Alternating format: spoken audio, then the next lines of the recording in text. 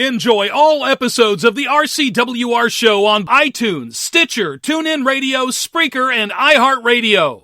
Warning, the RCWR Show with Lee Sanders is intended for a mature audience only. The following is an Infinity One Productions presentation, keeping it honest, insightful, and interactive. Covering the latest in wrestling and beyond since 2011. You're listening to the RCWR Show. Now, your host, live from the nation's capital in Washington, D.C., Lee Sanders. What's going on, everyone? This is the RCWR Show. I am, of course, Lee Sanders, and you are checking out this episode for Tuesday afternoon of May 16th, 2017. I know, right? You guys are like, for the first time in like a good minute now, it's been like maybe a couple of years, you're getting an episode of the RCWR Show that has been pre-recorded, and it's been pre-recorded for a number of reasons. I will dive into all of those things in just a hot second, but hey man, I hope that the weekend was great for you all. Most importantly, as I know it was Mother's Day over the weekend, so I really do many of you all that were fortunate enough to spend quality time with the mom, make it be all about her, because that is her day. I hope that it went off to a really good start.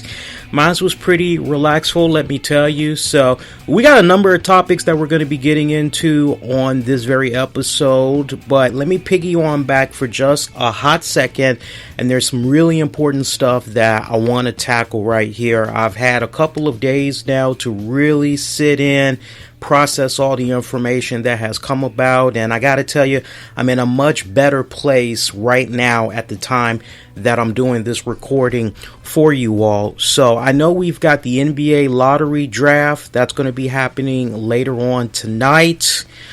I also know we got SmackDown that's going to be coming on. We're also going to be having some more NBA action. So there's a lot of stuff that's going on tonight. So when it's all said and done, I'm going to be checking out the sporting stuff as opposed to checking out SmackDown. So if I do decide I want to talk about SmackDown, what I'll probably do is pop up on Facebook maybe sometime tomorrow, and I'll offer some thoughts on what came about for the episode. But it's definitely a very busy week if you're a wrestling fan, because from WWE standpoint, they got a lot of stuff that they're going to be pumping out.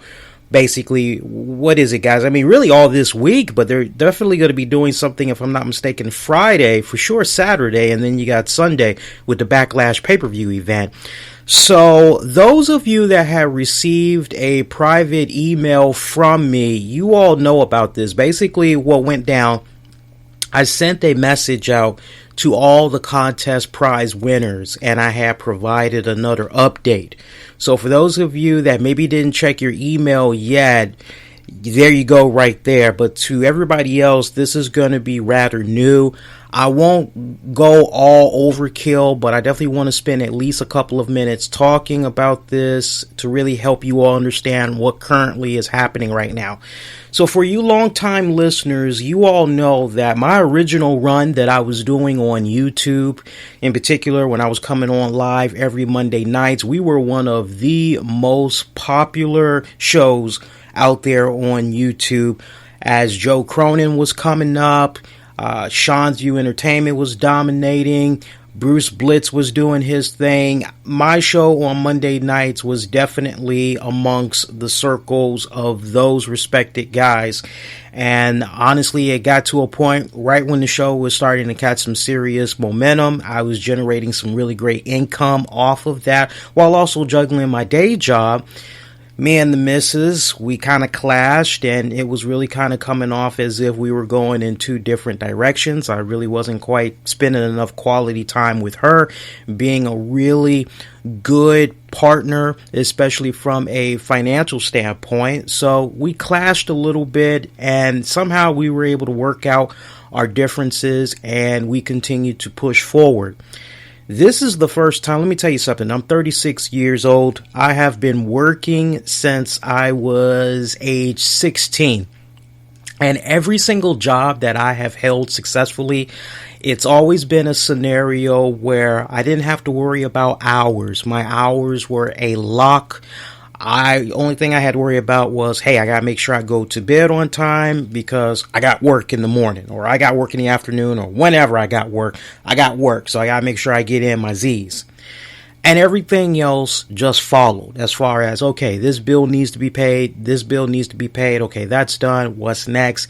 Everything just fell into place perfectly, right? Household was happy. So at my job, and for those of you that maybe have missed it, I work in market research. I've been doing it now for about 6 years, and I love it. I love the staff that I work with. I love management. I love my coworkers. It's a really fun, awesome, cool environment, and it's just amazing how much time flies. The work was always consistent. But something new had started happening. Now, granted, sometimes we'd get a little bit of downtime, and that downtime would come as a result of, honestly, my project managers and higher up bosses not able to win awards, because that's pretty much how it all goes down. It's like a rinse and repeat type of cycle where X amount of work comes in. My company puts in their bid to want to be awarded those contracts, letting them know how many hours they would need to work on it, the manpower they would put as far as number of people that would be working that project, when they could definitely see results as far as the job being done. And that's pretty much how everybody wins. We get paid as a result of my project managers and higher ups winning contracts. It's all contract based. So we came into a little bit of a pickle, I would have to say, honestly, the beginning of this year, where they introduced some type of a new online ARC system, where basically as a result of this ARC system being implemented, the work gets done a lot quicker. And as a result of the work getting done a lot quicker, the time period of which the project managers and higher ups are able to go back out there and try to win even more contracts so that the office can stay busy, the company can be constantly busy as a whole. Well, that's kind of like diminished significantly. So your man over here is seeing a lot more downtime as a result. And financially, as you would imagine, when you have a scenario like that, it starts to affect the house bills in every single way possible. And if there's any true test in a relationship for a couple, it is, okay, well, if you're lacking in money, you're going to be having some arguments, and you might not last that long if the situation is not resolved. So tensions had really hit an all-time high last week, probably mid last week, between me and the missus. And I told her, I said, look, I know it's kind of rough right now. And it was so interesting because previous years I did not want to entertain the idea of leaving my current job because I felt respected. I felt appreciated, something that I have never ever felt before in my entire life as long as I've been working.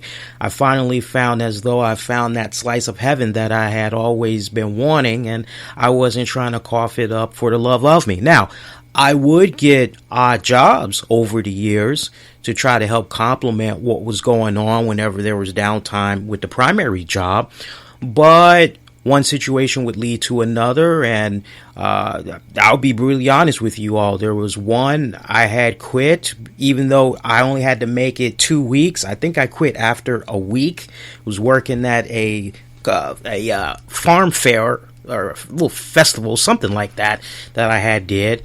And I had worked at Hallmark. You longtime listeners, you know about how I was at Hallmark. And the timing for Hallmark of when I left was actually really great, because about 3 months later, that particular Hallmark had got shut down because they just were not bringing in enough sales to justify to the higher ups, to upper management, to continue to let that location be open. So they ended up shutting that bad boy down. So it was actually good timing that I had left that one.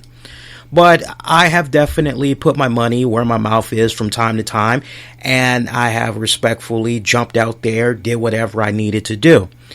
So this was probably like the first time this calendar year that now that they're implementing this new ARC system at my primary job that I'm kind of going, wow, there's a lot more downtime.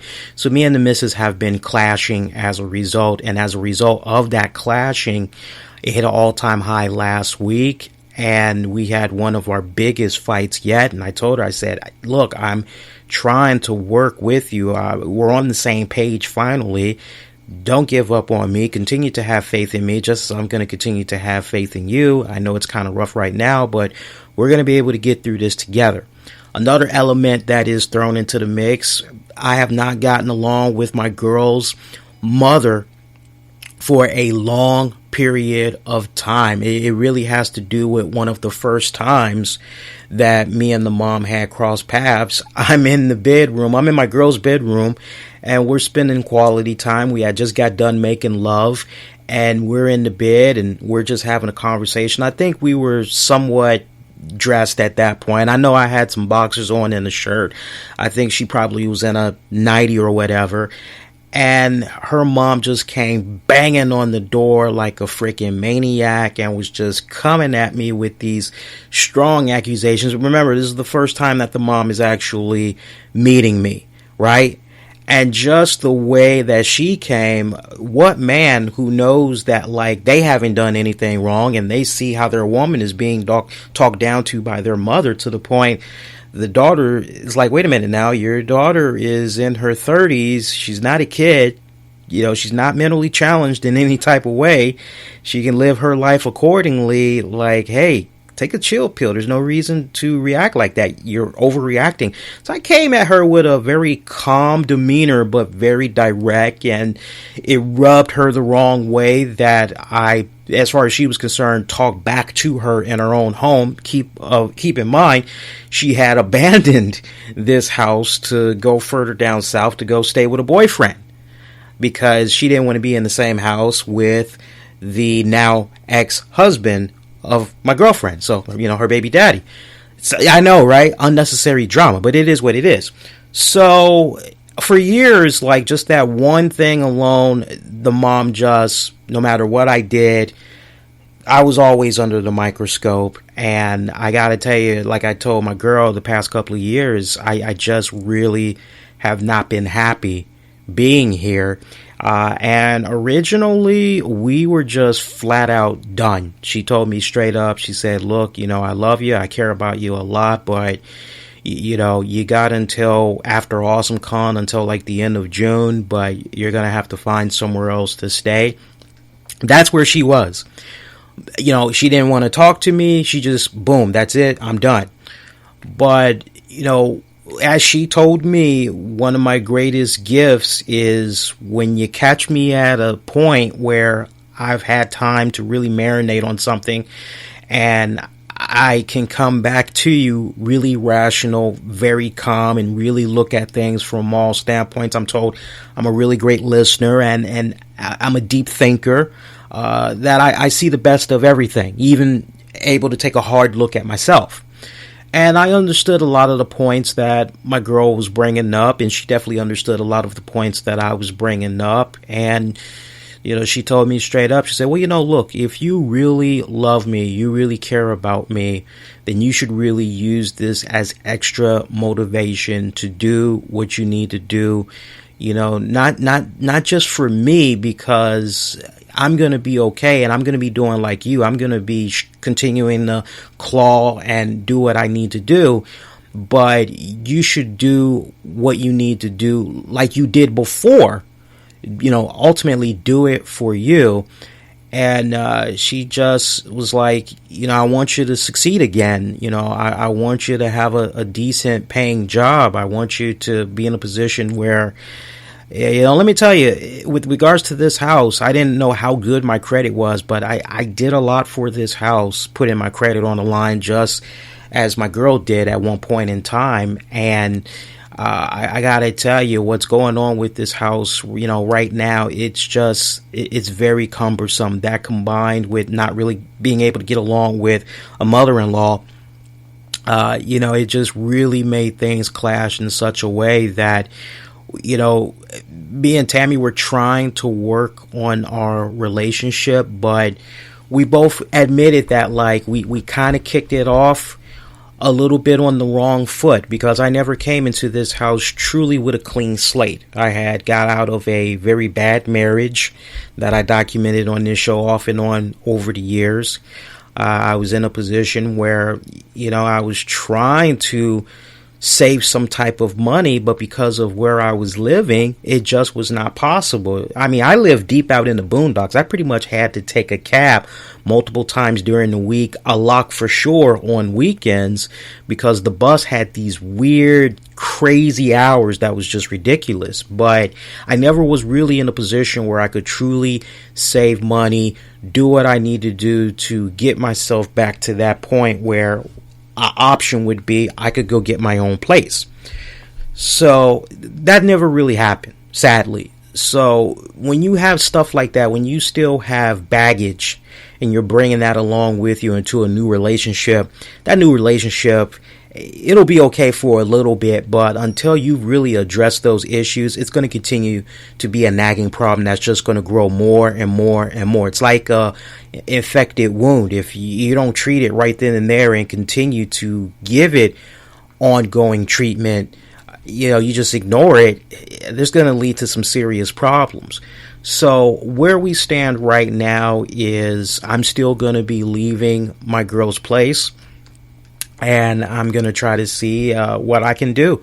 You know, I still have some type of job, but, you know, that job is really only good when there's projects to be worked on. So your man has been trying really, really hard. And this was something that I said to my girl. I said, long as I've been working, this is the first time I've ever been in a dry spell like this. And it's really bad because, like, normally I'm able to get a job just like that.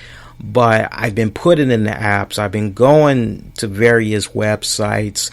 Something that I haven't done before in my entire life that I'm starting to implement now is follow up with phone calls to the places that I was interested in. And I told her, I said, look, everything else will follow. You and me will get back to good. But until this job thing is tackled, like, this is just going to continue to be a nagging problem. But I got to tell you, and I thanked her. I said, look, you are really being an awesome, true sport, letting me to continue to save here, basically save up my money so I can have first month's rent, security deposit, so I can, you know, go off on the right foot and still have a little bit of money left over in case I need to get some furniture or whatever like that. And I told her, I said, you know, you're a really awesome sport. And I said, look, you know, it's only a matter of, what's the right words I'm looking for? Without a doubt, anything that she needs for me to do while I'm still here, like, to the fullest, I'm going to do it. No questions asked. And, you know, I learned a lot about myself from, you know, what she told me. And she definitely learned a lot about, herself from what I was putting out there to her. And, you know, we have a new understanding now, and, you know, we're going to take this one day at a time. But the important thing right now is I do what I need to do to improve me for the better. I love the fact that she told me I'm very sweet, I'm loving, I'm very caring. She knows that she can trust me to the point I'm not going to cheat on her. You know, it's just this BS crap that's going on right now as far as work-wise. And, you know, I admit, not really a good contributor when it comes to cleaning around the house. But when you have a relative that scrutinizes every single thing that you do around the house, you can't help but go, God damn, well, what can I do right around this house?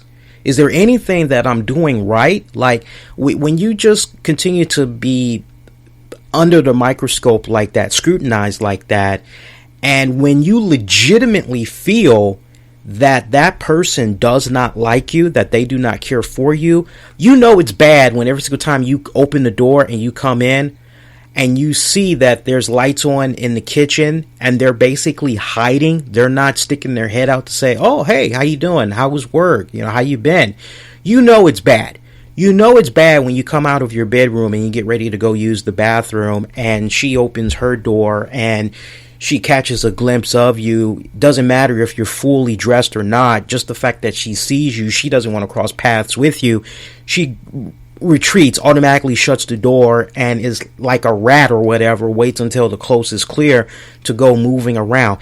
It's just unhealthy, and like I told my girl, it's just so toxic, it's so demoralizing. So I'm looking at this opportunity as the much needed break away from this house that I needed. But at the same time, I told my girl, I said, look, anything that you need, I'd be more than happy to help out, even after I've gotten myself situated elsewhere. And we already talked about it. We already got to the point where it's like, it'd be kind of cool if maybe I came over here, maybe on the weekends or whatever. And I voluntarily told her, I said, look, anything you need me to do, when I come up here, I'm more than happy to help out. It's, I still believe in us as a couple. It's just these hiccups. And we pretty much came to an agreement, and she's pretty adamant. She's like, even after you get everything taken care of, you're not coming back to this house, because the goal, what we're trying to work on, but we've come across hiccups, what I just described. The ultimate goal is to have this house, because it's just very, very expensive, especially the county in which we live in. It's really, truly hard to live within your means and still have money left over to show for. So her goal is to still, as we had talked about off and on the past couple of months, is to sell this house, and basically, hopefully by the time that happens, because she told me straight up, she said, look, we got to be realistic. What we're trying to do, get the house ready, it's going to take more than a couple of months. This could be anywhere from 6 months to like a year, maybe even 2 years. And she told me straight up, she's like, you sure you want to go through this? I say, yeah, I love you. I care about you. I still want to fight for you. Hell yeah. So, the goal is to have the house be sold within that time frame, and then really take a hard look at where we both are at financially. And if we can make it happen, then we're obviously going to officially get back together and make it happen. But I already told her, I said, I wouldn't be continuing to waste your time if I truly didn't believe I could do what is being asked of me. The hard part was admitting that, this job and the negative domino effects that it's having. The hard part was admitting that she was right and really trying to stick to my guns, hoping that it would get better. But it kind of really has not gotten better. So that's where we stand right now. So I appreciate those of you that I had sent the email out to like right before the weekend, I think, or during the weekend, letting you know what all was going on. I appreciate those of you that sent kind wishes, because I pretty much was telling you guys, like, any money that I have that's coming my way right now, it's not going to go to shipping off items, prizes that you guys won. It's going to go towards having, honestly, at the end of the day, making sure I got my shit together so that I'll be able to move and I'll have a freaking roof over my head. So I appreciate a lot of you guys that were showing me nothing but a lot of love and just saying, do you, Lee? One guy was really cool. I think it was Aaron. I could be mistaken, but shout out to Aaron. But he basically was like, dude, I don't even really know you like that. I've only been listening to your show just a little bit past couple of weeks, but just the fact that you're coming at me like this, I can really tell that you're truly an honest, sincere guy. And that's my motto here, man, keeping it honest, insightful, and interactive. So the next couple of weeks is going to be kind of tricky. There may be some weeks where I will honestly just go on ahead and pre-record the show, because I'm trying to lock up as many interviews as I can. I'm trying to put in as many apps as I can during the day and all that, and try to set something up. There may be times where, depending on what type of job I land, I may not be available on nights like I used to. So it could be a very good scenario where the show could just be like it is right now. You're getting it recorded. So, but I'm definitely working very hard, very fast to have this be resolved. If I can avoid as many potential hiccups as humanly possible to be able to keep the same time show, same time I air and all that, doing what I do on the weekends when it comes to the pay-per-views. I know off the break, a lot of you guys are like, Lee, just worry about you. And I definitely appreciate that. Trust me, at the end of the day, that's exactly what I'm doing. But what I'm just telling you all is if there's a way that I'm going to be able to continue to still maintain the current schedule that I have when it comes to doing the shows, I'll definitely do it. But mark my words, there will be some type of a show. Even if, worst case scenario, I do something pre-recorded and you only get it for like about 30 minutes or an hour, you all are definitely going to be getting it. I promise you guys. But I definitely, from the bottom of my heart, thank you all. And I mean, hey, look, I'm not e-begging in any type of way. But if, after hearing what you had heard, if anybody wants to kick to me a little something, that is all on you all at you all's discretion. I know I have been pumping the Patreon page the past couple of weeks, and honestly, I'm still honoring that. All monies that is being sent to me for content exclusively available on Patreon, it is still going to go towards equipment. And I'm still going to be doing AwesomeCon. Tammy even was like, because we talked about it, we're like, what are we going to do about AwesomeCon? And she's like, no, we after she calmed down and, we kind of, we're kind of doing this really slow as a couple, really taking baby steps like we should have done initially instead of just moving in together off the break. She's like, no, we can still, after she calmed down, she was like, we can still do it. We can still do AwesomeCon. We'll figure it out. We'll make it happen. So anybody that, wants to kick something to Patreon, you can. Just know that the money is going to go towards equipment to pretty much cover that event and future show equipment that's much needed.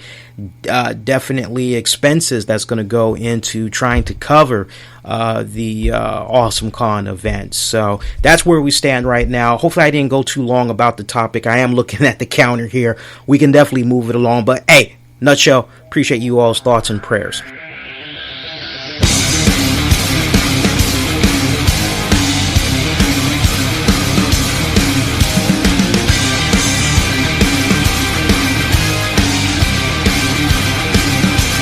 Monday Night Raw this week had came to us from Newark, New Jersey, as the show had kicked off with Raw General Manager Kurt Angle. The WWE Hall of Famer had addressed what all had came about with that match between Roman Reigns and Braun Strowman. Angle letting the fans, the WWE Universe, know that Braun Strowman has suffered a severe elbow injury and had to fly back to the United States to have surgery. And Angle admitted that it was very unfortunate that Braun had this, as he's now going to be out of action for at least 6 weeks. But the way it's currently being projected right now in real time amongst a lot of very valuable, respected wrestling websites, they are saying that Braun Strowman is probably going to be out for at least up to 6 months. The original diagnosis had him being out anywhere between 4 to 6 weeks, but given the severity of the injury and the surgery that he had, it's now being said that he is going to be out possibly up to 6 months. So that's where we stand right now. I'll get a little bit more into the whole Braun Strowman situation in a little bit, but Kurt Angle had continued on saying that he realizes that this now puts a very interesting position on the WWE Universal Championship, as he knows that was a title that Braun Strowman had his eyes on, as Angle brings up the question of who will be going on to challenge Brock Lesnar. And the way things are looking right now, that first title defense for Lesnar since WrestleMania is probably not going to be going down until July. Remember, there's this whole Great Balls of Fire pay-per-view that's supposed to be coming about, and that is being heavily advertised as Brock Lesnar's first title defense since WrestleMania when he won it initially. So Kurt Angle that is, said he gave a lot of thought to who he felt would need to earn the shot. But as far as he's concerned, he realizes that the title shot opportunity, it really needs to be earned and not given. Therefore, he has announced that there will be a fatal 5-way match at Extreme Rules in 3 weeks to determine a new number 1 contender. The participants for that fatal 5-way are Seth Rollins, Finn Balor, Samoa Joe, Roman Reigns, and Bray Wyatt. As Angle was getting ready to leave the ring, he would cross paths with Roman Reigns. Fans booing him, of course, a little bit more of a positive reaction, but you could definitely hear the boos without a shadow of doubt. Roman Reigns pretty much telling Kurt Angle, hey, you don't need to do this fatal five-way stuff, man, because I'm the number one contender. This is my yard now. I'm the one that beat The Undertaker at WrestleMania. I'm the one that had put Braun Strowman in the ambulance and he's now out of action for the next little bit. I'm the only guy that you have right now that can beat Brock Lesnar for that title. And the crowd booed the hell out of your man Roman Reigns on that note. Soon we saw Finn Balor. He came out, got a nice pop from the crowd. Balor talked about how he never lost the Universal title. He then gets in the ring and says, hey, Roman, if you want a shot at the Beast, you got to get in a line that starts behind me, man. Reigns came right back, tried to counter as best as he could, saying Balor has the heart, but he doesn't have that killer instinct to defeat Lesnar. Well, Finn Balor would come right back and say to him, well, remember, if my memory serves correctly, Roman, I beat you on my very first night on Raw to become the new Universal Champion. So we soon saw Samoa Joe came out, and you pretty much get the gist of this. Joe came out, and then Seth Rollins came out. We had a little bit of a brawl that came about between Joe Rollins that pretty much had set up the other guys in the ring when it was all said and done. Pretty much went to a commercial break. First matchup that we have for tonight was Sheamus taking on Jeff Hardy. Pretty solid matchup right there, of which Jeff Hardy had picked up the win. For those of you that may be a little bit more curious on what is currently going on with the broken character, there was a couple of tweets that were most interesting. One of them came from Impact Wrestling creative consultant Dutch Mantell. I'll read to you all what he had to say. He said, Twitteroids, or Twitteroids, whatever. Keep in mind that we're listening to your comments. You are the ultimate judges of what we do. Stories are like pancakes. It always has two sides. Want to hear the other side? Some people won't like it. Folks, there's some things I could tell you that you'd shake your head at. You can't write this stuff. Coming soon. Stay tuned. So we had one fan that pretty much, at Zeb Coulter, I stopped caring when Billy, Matt Hardy, and Jeff Hardy left. Sorry, Dutch. I still like you, though. Zeb came right back and said, good. I stopped caring when Santa turned out to be fake, too. Bastages. Damn them reindeer. Somebody else, the Owl is still holding Matt Hardy brand's creation hostage. Zeb Coulter coming right back. Who? Seriously, very proud of the Impact roster. Great athletes, but more importantly, great people. One fan had responded to Mantell and pleaded that they come to an agreement with Matt and Rebby Hardy, stating that the fans want it and you stand to benefit from the overflow exposure.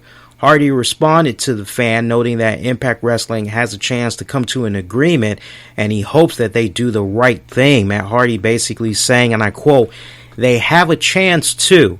Hope they do the right thing. I adore most people there. Hope a couple of bad apples don't spoil the bunch for them. So, Matt Hardy has been, in previous months, he's been very, kind of gun-shy about this topic. Rebby has talked about it candidly. We have heard Jeff Hardy talk about it candidly, but Matt kind of wanted to stay away from it, wanted to keep his distance from it, but little by little, we've seen him take little subtle shots, but now he's really kind of getting comfortable talking about this whole ordeal. I really hope that Impact Wrestling and the WWE not to beat this to death, because I have been passionately staying on top of this story since it really had first broke out, and I sincerely hope that for really the WWE universe, not so much so for let me look at it a couple of ways.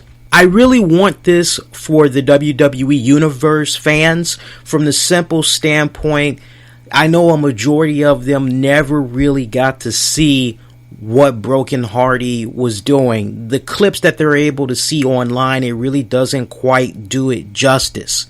Now, for the Hardy fans that have been following their careers for a long extended period of time, yeah, you are probably going to be like, yeah, you know what? There's a part of me that really doesn't want to see it come about in the WWE universe, because they honestly could really mess this up big time. But then there's also, you got to remember, there's also that standpoint that, look, the Hardys had such great reaction to what they were doing. They had so much creative input into what they were doing. WWE may actually give them a lot of leadway. And can you just imagine, with the McMahon money, with the WWE empire backing them, they could really take this to the heights that it can truly be. I really feel in my heart of hearts that they haven't even begun to scratch the surface of the broken gimmick. So there is that part of me as a fan that, honestly, for the WWE fans that did not really get to take this in the first go round and are basically seeing the clips online to try to get caught up to speed that way, I really hope that there can be a new chapter done for the WWE fan base. There's also that part of me that hopes that the fans that have been wanting to see the Hardys bring the broken universe to WWE, I hope they get their wish as well. Because honestly, I feel there is a lot that can be tapped into. There's a lot of cool, interesting stories that you can do with that, as I've hinted at and went into detail about over the past couple of weeks. So that's your latest update with that one. But getting back to the talk of Monday's WWE Raw, of which viewership staying at a steady number. For those of you that maybe didn't hear about that, according to Showbuzz Daily, Monday's WWE Raw that have featured The Miz taking on Intercontinental Champion Dean Ambrose, it pretty much had drew 2.751 million viewers. It's up slightly from last week's 2.696 million viewers for the tape show that was done from London, which was a new low for 2017. So this marks the third straight week that Raw has averaged below 3 million viewers, for those of you that are keeping track at home. Raw was number 5 on cable for the night in viewership, behind the NBA playoff game on TNT, Inside the NBA, and the NBA pre-show along with Rachel Maddow, and it was number 5 in the 18 to 49 demographic, right behind the NBA game, Inside the NBA, Love and Hip Hop, and the NBA pre-game. So I know a lot of you guys, Lee, it's the playoffs right now. I'll let you all bite into that apple for now, but we'll see what pretty much comes about once the NBA Finals is pretty much over and done with. But getting back to the talk of Monday's WWE Raw, interesting matchup that really jumped out in my mind that I couldn't wait to really talk about this week. The match between Sasha Banks and Alicia Fox. Now, or as Noam Dar likes to say, Alicia Fox. Okay, I think I nailed that perfectly. No, seriously though, this was a very interesting matchup that had me scratching my head a little bit, because I'm going, oh, hey, alright, it's my girl Alicia Fox, and automatically I'm going, alright, she's gonna lose to Sasha Banks, but you know what? It's okay. Hey, I get to see Alicia Fox, and I have passionately, can I let the record be shown once again? Can I just get an amen on this? Alicia Fox is one of the most underrated, underutilized women on the WWE roster today. Like, all time period. The girl has the skills. She is one of the most gifted performers that's in that ring. Before they even did the whole women's revolution and all that, she pretty much was going out there doing the damn thing, and she was representing. And I have told you guys passionately that, like, it is a travesty that when you look at her resume, she's only been a women's champion one time, and she's been like with the company for, like, God, feels like almost 10 years, and she's only had the championship that one time. So much so, you forget that she was even a women's champion. And I told you guys, as they were in particular ushering in this new era in women's wrestling, trying to be done with the whole Divas Revolution, that Alicia Fox needed to take her proper place in that. You know, you give her the right gimmick. We've seen many opportunities over the years where she's been given just a little bit of something, a little bit of rope. All right, see what you can do with that. And I guess because she naturally was able to organically get herself over, I don't know if maybe that had defied people in the higher ups or what, but you would think because somebody was naturally able to get over, you would gravitate to that and you would continue to build upon that. But no. It doesn't even operate that way. So it's mind-boggling. So I'm watching this match going, okay, well, it should be a great match because these two girls are going head-to-head. But, yeah, Sasha Banks should get this match. First off, very short matchup. This match had, like, the least selling. I mean, I don't see Sasha Banks throw everything but the kitchen sink at Alicia Fox, and Alicia Fox is just getting up like, that was nothing. What else you got? I mean, it was like freaking being at a Pez dispenser waiting for more candy to come out. She just kept coming. And I'm like, okay, seriously? Can you sell some of the spots that's coming about? Saw an interesting spot that came about where Sasha Banks had bumped her knee on the ring apron and then went out. It was like a result of Alicia Fox doing some type of a bump. I don't know if she did like a drop kick or she did like a shoulder tackle or what, but Sasha Banks basically bounced off of the ropes, knee first into the apron on the mat, and then rolled to the floor, further doing even more damage. I'm going, okay, let's see how well Sasha Banks sells the hell out of this. And she kind of semi-sold it, but closing moments of this matchup, we had saw Fox block the backstabber that had sent Sasha over the top rope. Sasha, as I just mentioned, she was clutching her knee when she landed. Fox pretty much brought her into the ring for the 2 count. That pretty much didn't happen, as I believe there was a kick out. Fox then went for her trademark big scissors kick, pulled in the upset win. So you see that, and you're kind of going, whoa, just what exactly is going on with Alicia Fox here? And I couldn't wait to talk about this. Now, you know, one of the first things, and I've been thinking about this for the past couple of weeks now, when I think about Sasha Banks, and look, I can get past her little theme song, right? Because when I listen to her theme song and then I'm supposed to take into consideration that she's the boss, okay, so you had a dream that you made it. You did what you needed to do. You kind of paid your dues or whatever to make it. That's pretty much her theme song in a nutshell, right?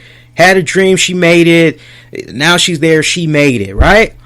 And you're supposed to be like the boss as a result. Well, I gotta tell you something. When I think about the word boss, I think about somebody that is a leader. I think about somebody that is calling the shots. That's roughshotting. I think about somebody that is a baller. I think about somebody that has a lot of people go, hey, this is somebody I need to get behind because this person is going places. When I think about a boss, I think about somebody in the form of, hey, don't mess with this person because there's going to be some dire consequences. Do not mess with this person. They are not to be trifled with.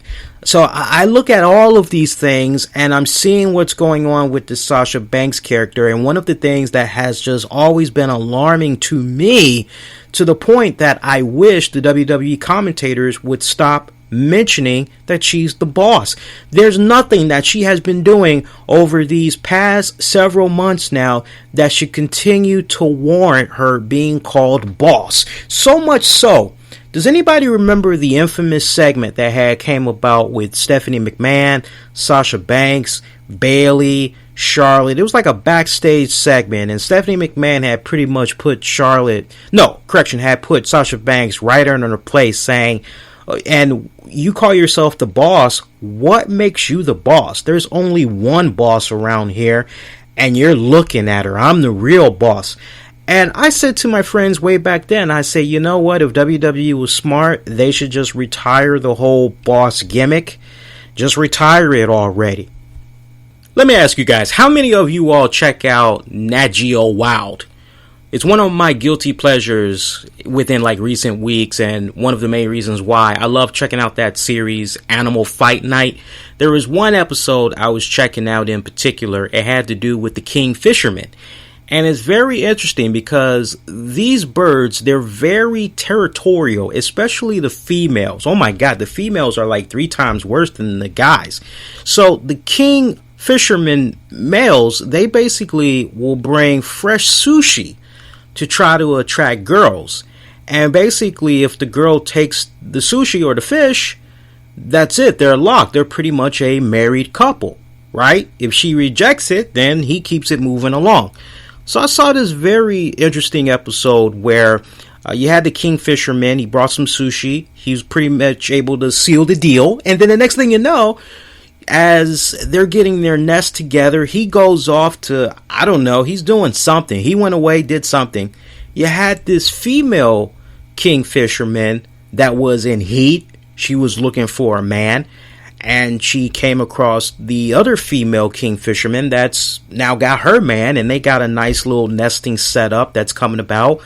And it's pretty much now, let's get it on. It's pretty much fight time. So you had A taking on B, and luckily, your girl that just became the new bride, she had won thanks in part to interference from an American Ming. I mean, he just killed the fuck out of the other out of the other king fisherman who was trying to be very, okay, this is my house now. I'm the boss, right? And when I was thinking about that, another thing that jumped out to me with regards to the word boss is protecting your territory. Not to mention, you're only as good as your last fight. And when you just look at the overall body of work that has come about from Sasha Banks, she is definitely not deserving of this whole boss gimmick. And then when you even try to understand the word boss and try to centerpiece that around her gimmick, it gets really lost in translation. I know there's a lot of people that looked at this defeat and they're just throwing their hands up going, what the hell is going on? I think in WWE's subliminal way, they're planting the seeds of an eventual turn for Sasha Banks. I think the writing is on the wall that somewhere down the road, Sasha Banks is going to turn on Bayley. And when that goes down, Sasha's going to get so much freaking heat. I think now more than ever, especially now that you got Charlotte doing her thing over on SmackDown, I think now more than ever, no disrespect to Alexa Bliss, she's holding it down very well, but you also got to have another number 2 heel, because let's be honest, Nia Jax, and where was Nia Jax this week? I hate when they do this. 1 week, 2 weeks, you don't get Nia Jax, then she pops up. It's like freaking Groundhog's Day almost. Like, where is she? If she shows up, okay, it's going to be great. And then, boom, she's out the equation again. I hate the way that they keep doing that. It is what it is. That's a different topic for another time. But yes, I would really love to see WWE, and I think just the seeds that they're planning right now, I think they're trying to go about reintroducing Sasha. She definitely needs a refresher. Let's all be honest with each other. She definitely needs a new refresher right now, because when you really just kind of stop and think and you look at everything that I just laid out and really describing the whole term boss and really trying to apply it to Sasha Banks, it's definitely lost in translation at this point. So she is in dire need of a facelift gimmick-wise, and honestly, the seeds that were planted with Monday, that match against Alicia Fox, I truly believe in my heart of hearts they're probably going to be going that heel route. You know, I was just talking about Bayley earlier.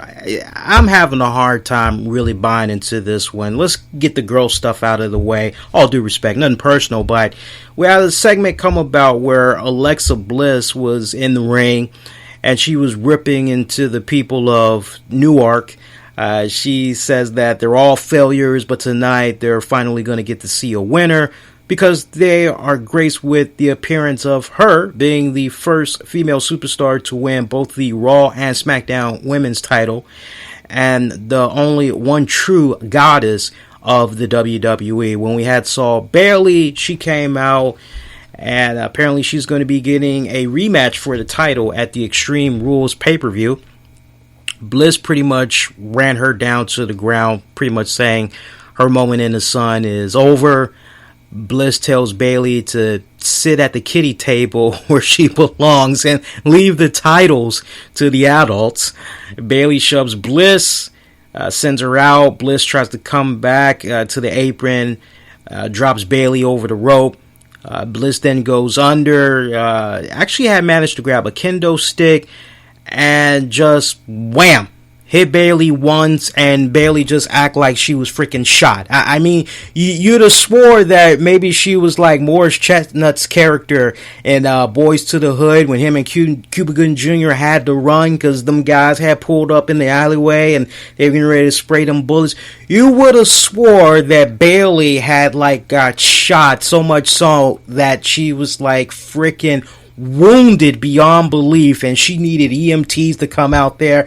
You know what it reminded me of? It reminded me like no different than you're just standing there minding your own business. It's your birthday, right? And one of your friends just comes up to you and they punch you hard like I don't know what on the left or right side of your arm, and they go in with their knuckles, man. They make sure they go in with that, with all that, you know. They're not going in with the flat part. No, they're going in with the knuckles, and like it's almost like you instantly fall on the ground to your knees, and you're like, oh.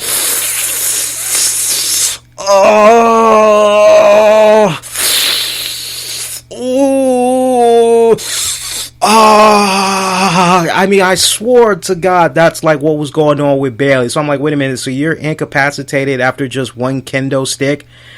And then we see Bayley, what a contradiction. Then we see her later on talking to Kurt Angle, pretty much going, you saw what Alexa Bliss did to me. I can't wait to get my hands on her at Extreme Rules. You know how Bayley talks. I'm not going to continue to mock her or whatever.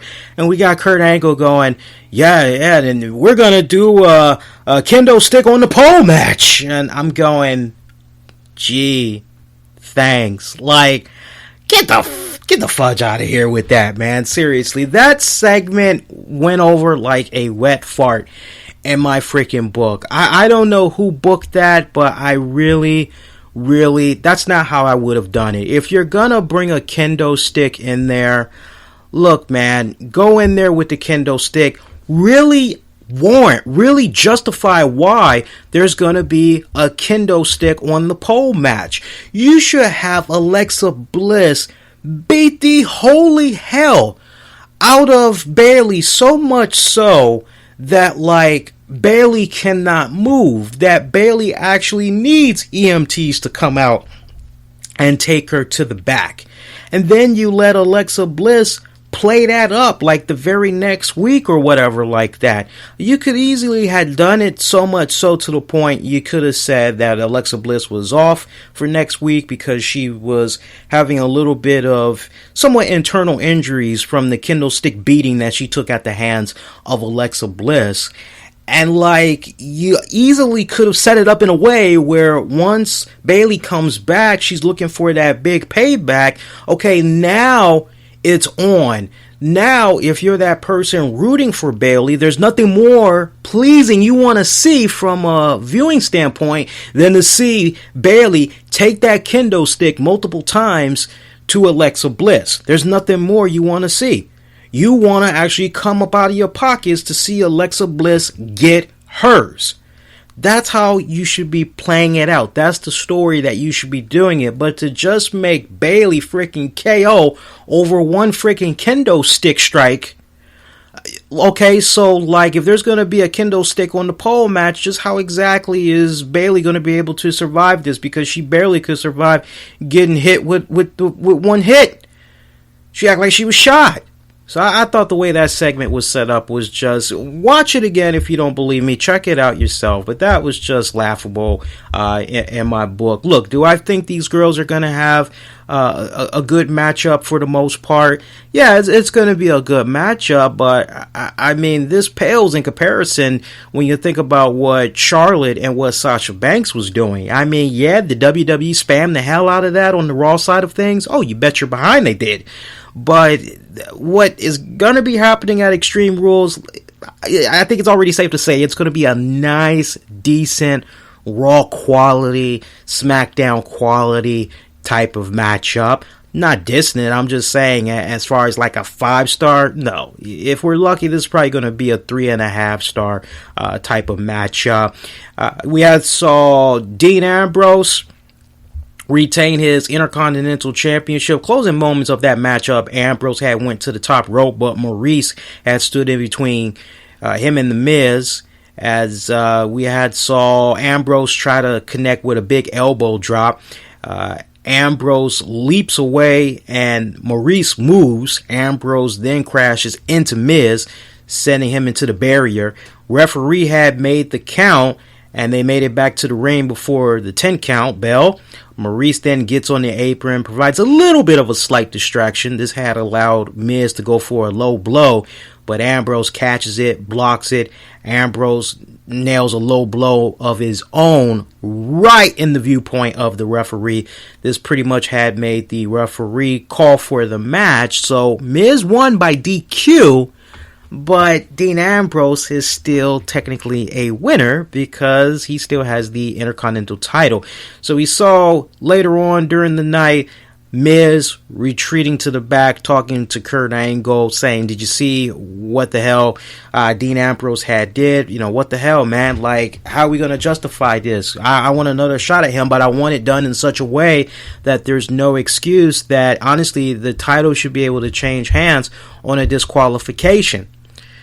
So for Kurt Angle to acknowledge he saw what happened and that he brings up a very valid point, okay, so now he's going to make it a no disqualification, pretty much a anything goes Extreme Rules match. Okay, that's fine. But can we address one elephant in the room, which is making sure that Maurice is banned at ringside just to really make things be even? Like, you know, it's one thing if we say, "Oh, hey, Kurt, did you see what happened?" "No, I didn't see what happened." What happened? Then he gets told what happened. But for Kurt Angle to pretty much...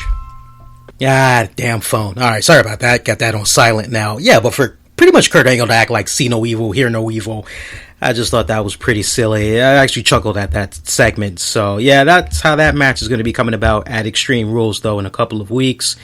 Other than that, some other areas that kind of caught my eye a little bit. Pretty much first time ever, once again. I guess you could say second time around or first time again, whatever. Finn Balor taking on Roman Reigns. That was actually a pretty good matchup. I enjoyed that one. Roman Reigns picking up the win. I gotta tell you, man, as far as the offense goes, Finn Balor was really bringing it. If there was really one match I had to point out from Raw this week that I would encourage you all to go out of your way and check out, it was definitely this one. It had a pay-per-view feel type of vibe to it. I really enjoyed the work. I mean, shout out to Balor, really doing a hell of a job putting over Roman Reigns. Just goes back to what I've been saying off and on past couple of years. Roman Reigns, say what you will, but the man always delivers good, solid, quality matches. Interesting moment came. Golden Truth was supposed to take on Luke Gallows, Carl Anderson. Raw came back from commercial break. Truth coming down to the ring, singing his trademark "What's up?" All of a sudden, he gets attacked from behind by Goldust, as we hear the fans chant "Thank you," as Goldust just continues to pour upon R-Truth. Goldust pretty much grabs the microphone and says to him, "That's what's up," as the fans pop and they do the yes chant as Goldust stands in the middle of the ring posing again. So on the one hand, you're kind of looking at this situation and you're kind of saying, why Goldust? Well, first of all, does anybody even really care why this is happening? I didn't mean to laugh. I mean, seriously, I really didn't. But I mean, if you're even going to try to look into the crystal ball to try to figure out why exactly Goldust turned on R-Truth, I think it's quite simple. I think as far as from Goldust's perspective, this was like the one last opportunity to be considered relevant, to be considered not a joke. And I see a very interesting storyline that could play out of this. Goldust could just basically say, for far too long, he has taken a backseat to other individuals, to young up-and-coming stars. For too long, he's put himself in a position where he felt for the longest time the only way he could continue to stay relevant in some type of format is to maybe try to be kid-friendly, is to try to get along with everybody. And he could probably admit at some point that he sincerely had feelings for Truth as a tag partner, but that everything just really started to diminish with the accumulation of losses that they suffered week after week, month after month, and that it was just demoralizing. He could also go to that point and say, do you realize what the hell I was doing here in this company? It's almost been 20 years ago since the Attitude Era, believe it or not. My God. I mean, he can pretty much go there, though. He can pretty much talk about how much things have changed and how he's tried so hard to fight that change, but try to adapt to it to please the masses, to basically please the bosses, but basically no more. He's not doing that. He's going to go back to basics. He's going to go with what brought him to the dance and got him polarizing in the eyes of WWE fans to begin with. So now, whether or not I'm saying to you all in a nutshell, we're basically going to see vintage Goldust, no, but at the same time, you could do a revitalization of Goldust if you wanted to, in somewhat similar fashion to Bray Wyatt. You could kind of go that bizarre route if you wanted to go there. This is probably going to be a pre-show match, though, at Extreme Rules coming up. Titus O'Neil, he had an impromptu match with Big Cass. Really wasn't nothing much out of that. Big Cass picking up the win.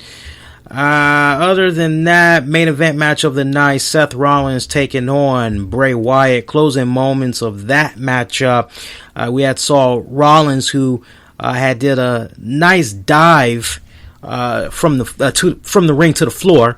Rollins tried to bring the action back into the ring, springboards in with a big spot for another pin attempt. Pretty much kept going back and forth in those closing moments.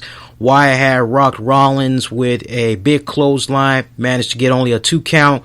Wyatt hit the Yurnagi for a 2 count. Rollins then blocks the Sister Abigail. A lot more back and forth pin attempts. Closing moments, we saw Rollins go to the top rope, but Wyatt rolled to the floor. Rollins jumps to the floor and sends Wyatt crashing into a barrier, when all of a sudden, from out of nowhere, Samoa Joe came from the crowd and actually attacked Seth Rollins as the referee had called for the bell.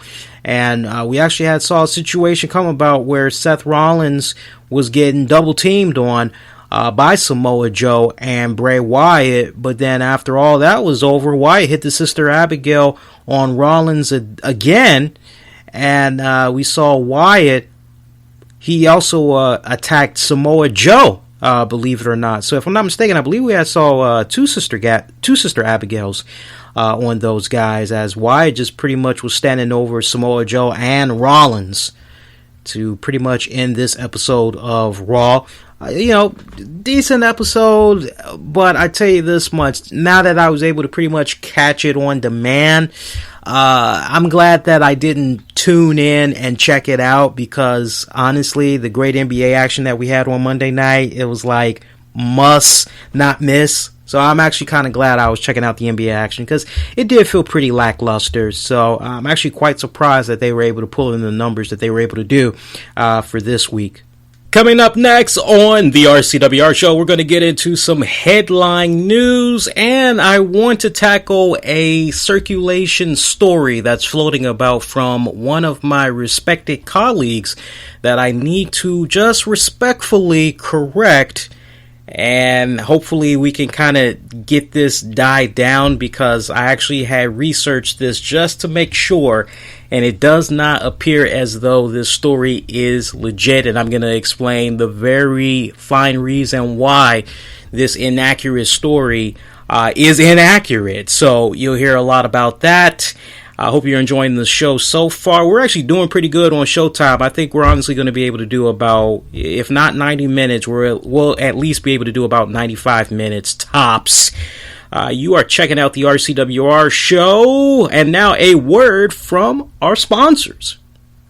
How many of you guys out there love taking pictures? I know I do, especially when I am on the road. I love taking as many pictures as I can when I travel, because it's nice documenting my incredible journey. Like, for example, what's going to be coming about when I get ready to go to AwesomeCon in June. That's going to be happening in Washington, D.C. at the Convention Center on June 16th, 17th, and the 18th. Well, aside from that, I love taking pictures, and I share a lot of pictures all throughout social media on some of the great journeys that I've had.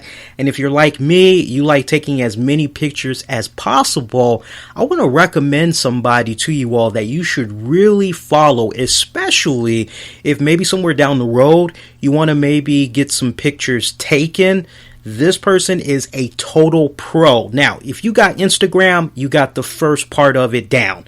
Second half, you just got to look them up at the handle Wandering Casual, just as it sounds, Wandering Casual on Instagram. They have a lot of followers. They are all organic, all real people, not bots. And when you see the great body of work Wandering Casual has for photos, I mean, breathtaking images, very stimulating, right down to the point. It's going to give you a lot of ideas as far as, like, you know what, especially if you've done a lot of traveling, you're going to be like, you know what, I think I want to maybe go there when I get my vacation this go round. So check them out on Instagram at Wandering Casual. One more time, Wandering Casual. And like I said, not only can you see their great body of work, but maybe you may also want to try to commission them into working with you. Shout out to those of you in particular that might be in the New York City area, somewhere kind of close along there on the East Coast. There you go, Wandering Casual on Instagram. And we are back. So I can't believe this was going to make the news, but it actually did make the news. And now this girl is doing some serious damage control. So earlier this week, TMZ Sports, they caught up with former WWE star Cameron. And they were talking about The Rock possibly running for president. And the TMZ Sports guy, whoever it was that was interviewing her, why he asked her the question, and I don't know, because it really kind of came off intrusive. And I wish Cameron didn't answer the question, but if she did answer the question, I wish she would have answered it in a way where she didn't single out one particular race. She just basically said, hey, I'm a racial equal opportunities provider or whatever. I don't hate, as long as you treat me right. You got the money, you're on point, you got your respected ends, because I got mine. I'm not trying to take care of somebody. I don't have any kids yet. I'm not trying to take care of a grown ass baby, right? But TMZ, the guy that was interviewing her, just out of nowhere was like, hey, do you date black men? He said something along the lines of, you only date white men. I think that's most likely, out of 80%, that is what the TMZ guy had said. And yeah, did a lot of good, because you had a lot of people criticizing on social media. So there's a new video from TMZ Sports with Cameron, who decided she wanted to clear up the comments that she's been receiving, as it's been critical backlash from the fans. Cameron says that she has dated black men in the past, but like everyone else, she has a preference. She says her comments weren't meant to be derogatory, as she believes everyone is beautiful in their own way. Cameron says we may see her with a black man down the line, and she feels she was unfairly criticized after the first video. Cameron says she was branded as a racist, but is far from racist because she loves everyone and rolls with people of different races. It's really sad that she actually had to say that. And I'm actually looking at what was initially said to her as the guy responded to her. The TMZ guy asked if she only dated white guys, and she replied that she only dated white guys. And she said in direct quote, "I just have a thing for white boys. A little vanilla, a little chocolate. They make cute babies." Can I just say that I think it freaking sucks that in this day and age somebody has to clarify themselves as not being a bad guy when they just honestly outright say right now they have a preference as far as who they want to date. I think that this generation, some of the people that's part of this generation, they are just so PG. They are just so oversensitive on the least littlest things that, honestly, when I first saw this comment that Cameron had made, and look, I haven't been keeping track of her, what's been going on since she left the WWE, and truth be told, she was never really one of my favorites from the WWE roster. Never. Right down to the point, I remember her tenure on Tough Enough. I'm going, yeah, Stone Cold, get rid of her. And he did. She comes right back into the WWE another way. And look, when it's all said and done, she had a mediocre career in the WWE. I think even she will attest to that to a degree, but then she may also rightfully so defend it by saying, look, say what you will, might have been mediocre, but I was seen on television every single week. I got to travel the world. I got to meet many people of different nationalities, made many friends in the process. So the rewarding in that, a very enriching experience altogether. But when I initially saw this comment a couple of days ago, I understood where she was coming from.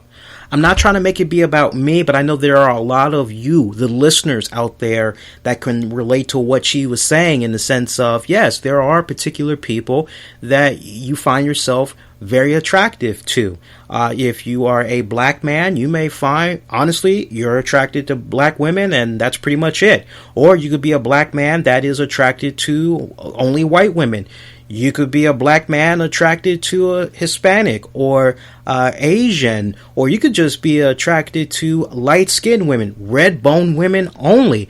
Women, vice versa. You all get the drill. I'm not beating it to death, but the point that I'm making is, yes, there are people that kind of have a preference when it comes to race. It's not a racism thing or anything like that. It's just honestly, that is their preference. One of my friends or actually not my friend, but my girl's friend / co-worker, her baby daddy was black. She was into the black men. And honestly, they had a fallout. The marriage didn't last that long. And up to that point, she had always dated black men. And then she kind of said to herself, let me kind of think outside of the box. Let me maybe go in a different direction. And she tried dating white men for a little bit. And it's pretty much been like hit and miss. And she's kind of realizing now that race, it doesn't matter if a guy is acting like an asshole, he's going to be an asshole. Race doesn't really matter. It's really all about the character. It is the content of the character, the substance behind that really is what matters.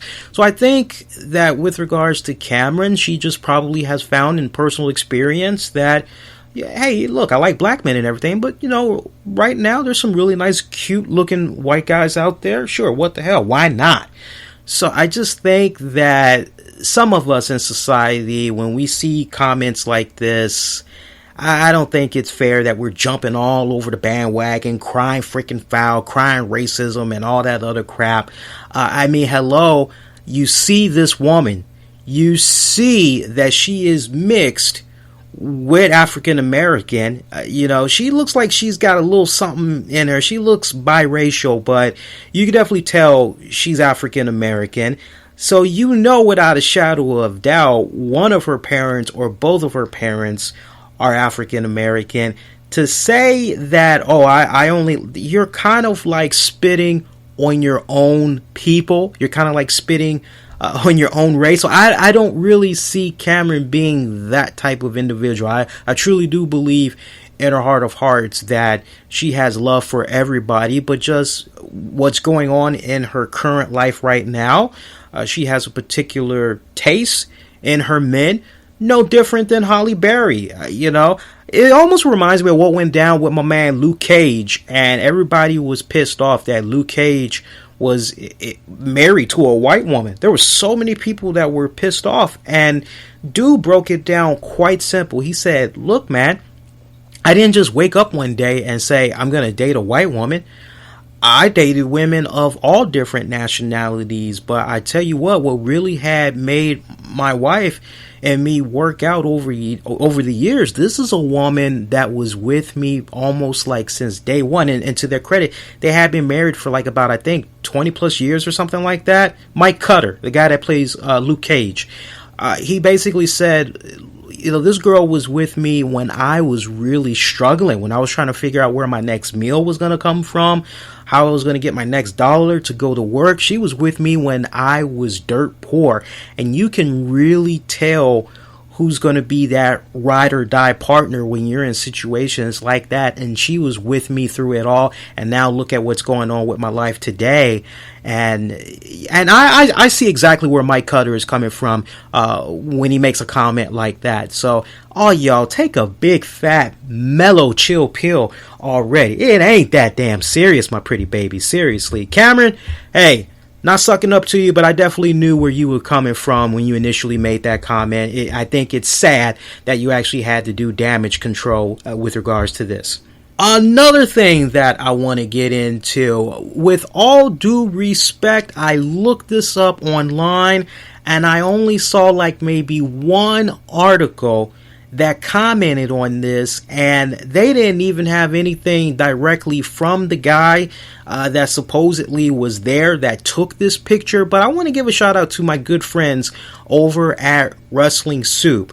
Now, there was discussion about Foxy Brown. Hey, have you seen Foxy Brown lately? Do you know what she's doing now? Oh, she's working at Home Depot. And this had got a lot of people talking on social media, kind of wondering, at least as far as Wrestling Soup fans, because it was like, wow, that's what happened with Foxy Brown? What the hell is going on? Foxy Brown is somebody that I have been following for many, many, many, many years now. I have all her albums. And I tell you, just like Lil' Kim, man, right down to the point, everybody remembers those infamous battles that she had going on there with Lil' Kim, and they kind of somewhat squashed the beef over the years, but we know how dominating she was when she was pairing up with Jay-Z and all that, Mystico, B.I.G., Method Man, I mean, Nas, my girl was all over the place. We know she had hit a little bit of hard time, legal troubles. It pretty much goes as far back as 97. She had got in a car crash in the 2000s. There was a confrontation that she had with police at a Jamaican airport. There was a assault of a store employee involving a BlackBerry that went down in the late 2000s. She is currently out on probation, if I'm not mistaken. There were some charges that were dropped because back in 2010 she was arrested and charged with one count of criminal contempt, which is a Class E felony for violating an order of protection, and the charge had stemmed from an incident during a 2010 event in which it was claimed that Brown swore at and then mooned her neighbor at whom she had thrown her BlackBerry at back in 2007. Following the BlackBerry incident, Raymond had sought and received a restraining order against Brown, the neighbor. Her name is Arlene Raymond. Following her arrest, Brown appeared in court where she pleaded not guilty and was charged and released on $5,000 bail. If convicted, she had faced up to 7 years imprisonment, but in 2011, those charges were dropped. So she's pretty much just been quietly doing her thing. But you got this picture that is like going as far back as 2016, and everybody's thinking that Foxy Brown now works at Home Depot. And here's the thing, I've had friends that work at Home Depot, and I personally had put in an application at one point to work at Home Depot. I've been to Home Depot many, many, many times. And when you see this picture, I want you guys to keep a couple of things in mind. Number one, you see somebody that kind of looks like Foxy Brown. Let's go on ahead and let's go there. Let's say it is Foxy Brown. Number two, the thing that I want you all to pay attention to the most is the fact that majority of the Home Depots that I have worked in, it is standard procedure that you need to have your orange vest on you, because customers need to be able to identify you. I mean, just think about that for a second. You go into a Home Depot, you're trying to get help, and some stranger comes up to you, and they don't even have on the Home Depot apron. I've had friends that worked at Home Depot, and I'm telling you, if it was a situation where you didn't have your apron and you either kept forgetting, you didn't bring it with you, a couple of things had happened. Either you were not allowed to work the floor until you had got an apron, and or a scenario would occur where you would get written up a couple of times. But typically, every single Home Depot, and I've been to many Home Depots. I've been to Home Depots on the East Coast. I've been to Home Depots on the West Coast. I've seen my fair share of Home Depots over the years. And there is always that trademark orange apron slash... that's what it is, honestly. It's not even a vest. Forgive me, guys. It's a freaking apron that they wear for the most part. So, keeping that in mind, you do not see an apron of any kind on Foxy Brown. The second thing I want for you guys to tackle is look at the location of how this picture is taken. This picture is taken in a way where you can see some Duracell batteries, you can see some Advil, you can see some other stuff. I am led to the impression, because I've had enough experience in going to the self-checkout lines from the angle of this photograph, I can say with about 85% certainty that this is a self-checkout lane that appears to be coming about. And typically the way these self-checkout lanes work, you pretty much go on the side where you see what looks to be Foxy Brown. She's looking at the screen. You can actually go to the self-checkouts, ring up what you're going to ring up. There's a couple of items on the opposite side if you want to grab a little something. So 9 times out of 10, there's probably something on the opposite side of where that self-checkout thing is. But, you know, honestly, if she is, or ever at one point was working for a Home Depot, I mean, whatever you got to do to get financial ends, whatever you got to do to make the ends meet, right? So you're going to do what you're going to do. I mean, I have heard of many stories over the years where some of like my favorite acts, they didn't like, oh, okay, we're going to be able to do this forever. We're going to go touring forever. De La Soul is a really good example of that. Another band that comes to my mind, the Sugar Hill Gang.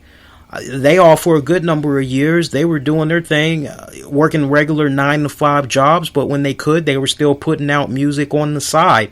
And to those of you that may be a little bit curious, Foxy Brown has been putting the finishing touches on an album that she hopes is going to be coming out sometime in 2018 or maybe a little bit sooner. It's called King Soon Come. That is the name of the album, but off and on, honestly, from what last I've been checking on her, she's mainly been putting out a lot of mixtapes. That seems to be the popular thing nowadays. Like, everybody is under the impression that because you don't hear anything from your favorite artist that they're no longer putting out albums. I promise you, if you have a dedicated rap mixtape website, there's a couple that I really love going to. From what I've seen over the years, I actually have some in my iTunes now that I think about it.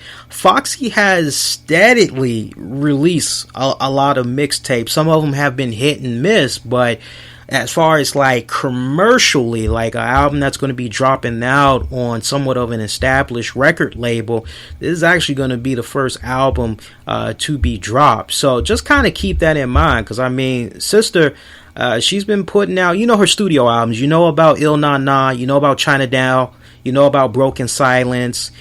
She did a collaborative album, The Firm. Y'all know about that one. And the only one mixtape that I know of was Brooklyn's Don Diva. That came out like about 2008, and you know that was considered to be pretty decent. But other than that, she's mainly just been doing a lot of guest appearances on people's singles and all that, helping out as best as she could. But when you combine that, some of the legal problems that she was having, and then at one point she had lost her hearing, if I'm not mistaken. So she was even struggling with that. So I just kind of want to put that thought out there. When you guys hear this and then you see the image, I just kind of want to bring to that perspective that, number one, typically Home Depot employees, they always have the vest, and then number two, it looks as though from the camera angle it's like she's at a self checkout lane. So just kind of keep those things in mind. Take what I'm saying with a grain of salt. But honestly, I think whenever she does decide she want to drop her next album, maybe that could be something she could finally tackle, whether or not at some point she was working at a Home Depot. Oh, and before it escapes my mind, she has been touring off and on over the years supporting other acts. So like right now, she's going to be teaming up with Busta Rhymes to perform at the Bushwick Collective Block Party. That's going to be coming up in June. And just recently, she had got booed in Philly, and she had took some shots at the Philly crowd. It was a concert event that she had did in Philly back in April of this year, and apparently she was scheduled to perform at the show as part of Philly's Black Pride festivals or festivities, but according to reports, she had arrived 3 hours late, and then she decided she did not want to perform. And you can see the video. There's a lot of fans that's booing Foxy Brown right out of the venue. And you can also hear someone yelling, Remy Ma, as Brown and her security, they quietly had exited the building. So, yeah, your girl's still current. She's still kind of doing her thing. But, when you kind of really stop and add up everything, it's been pretty tough for her the past 10 years, without a shadow of doubt. Rest in peace to former AWA Tag Team Champion Pretty Boy Doug Somers, who passed away at the age of 65 this week, pretty young. He was trained by WWE Hall of Famer Harley Race and spent a big bulk of his career in the AWA, but he did wrestle in several other promotions, including Mid-Atlantic Wrestling. He and Playboy Buddy Rose, managed by Sherry Martel, they defeated Kurt Hennig, Scott Hall for the AWA Tag Team titles back May 1986. Summers later did enhancement work for WWE and WCW, but last wrestled an indie match in 2012. He unsuccessfully filed a lawsuit against the WWE in 2011 over their use of AWA footage with his likeliness. Some of the best moments of his career you can find is when he took on Ron Simmons' Power Hour from 1991.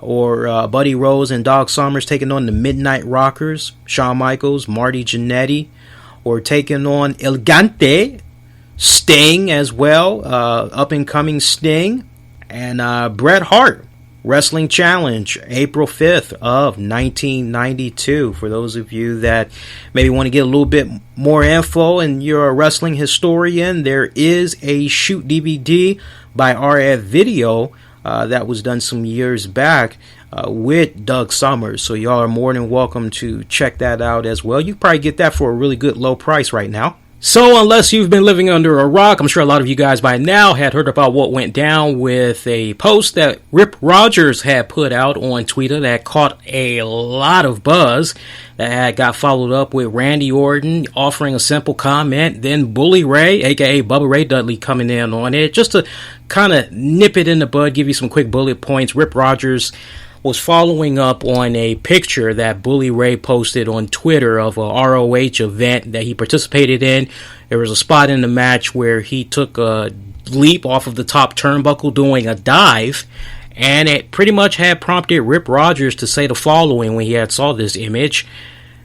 Every indie match now, handshake, drawn out move exchange, this is awesome chant, strike, exchange, dive, no sell, indie strong style, dive, more strikes, no sells, dive, flippy flop sequence, dive, hit everyone with each other's finisher, then Humpty Dumpty, we all fall down.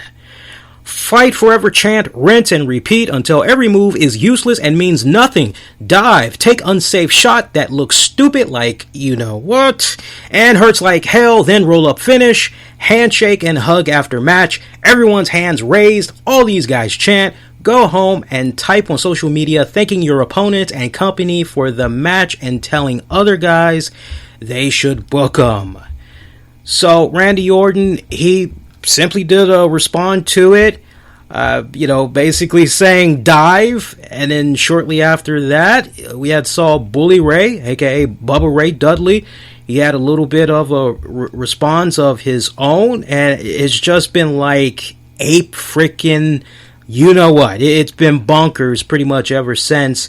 And the word dive, I mean, now it's gotten to the point where there's now t-shirts that are being made out of this. But it's pretty well documented that Randy Orton and Bully Ray, they have not gotten along over the years. And to the point, Bully Ray had actually commented on what exactly is going on. What is this supposed beef that possibly exists between he and Randy Orton? More on that in a few seconds.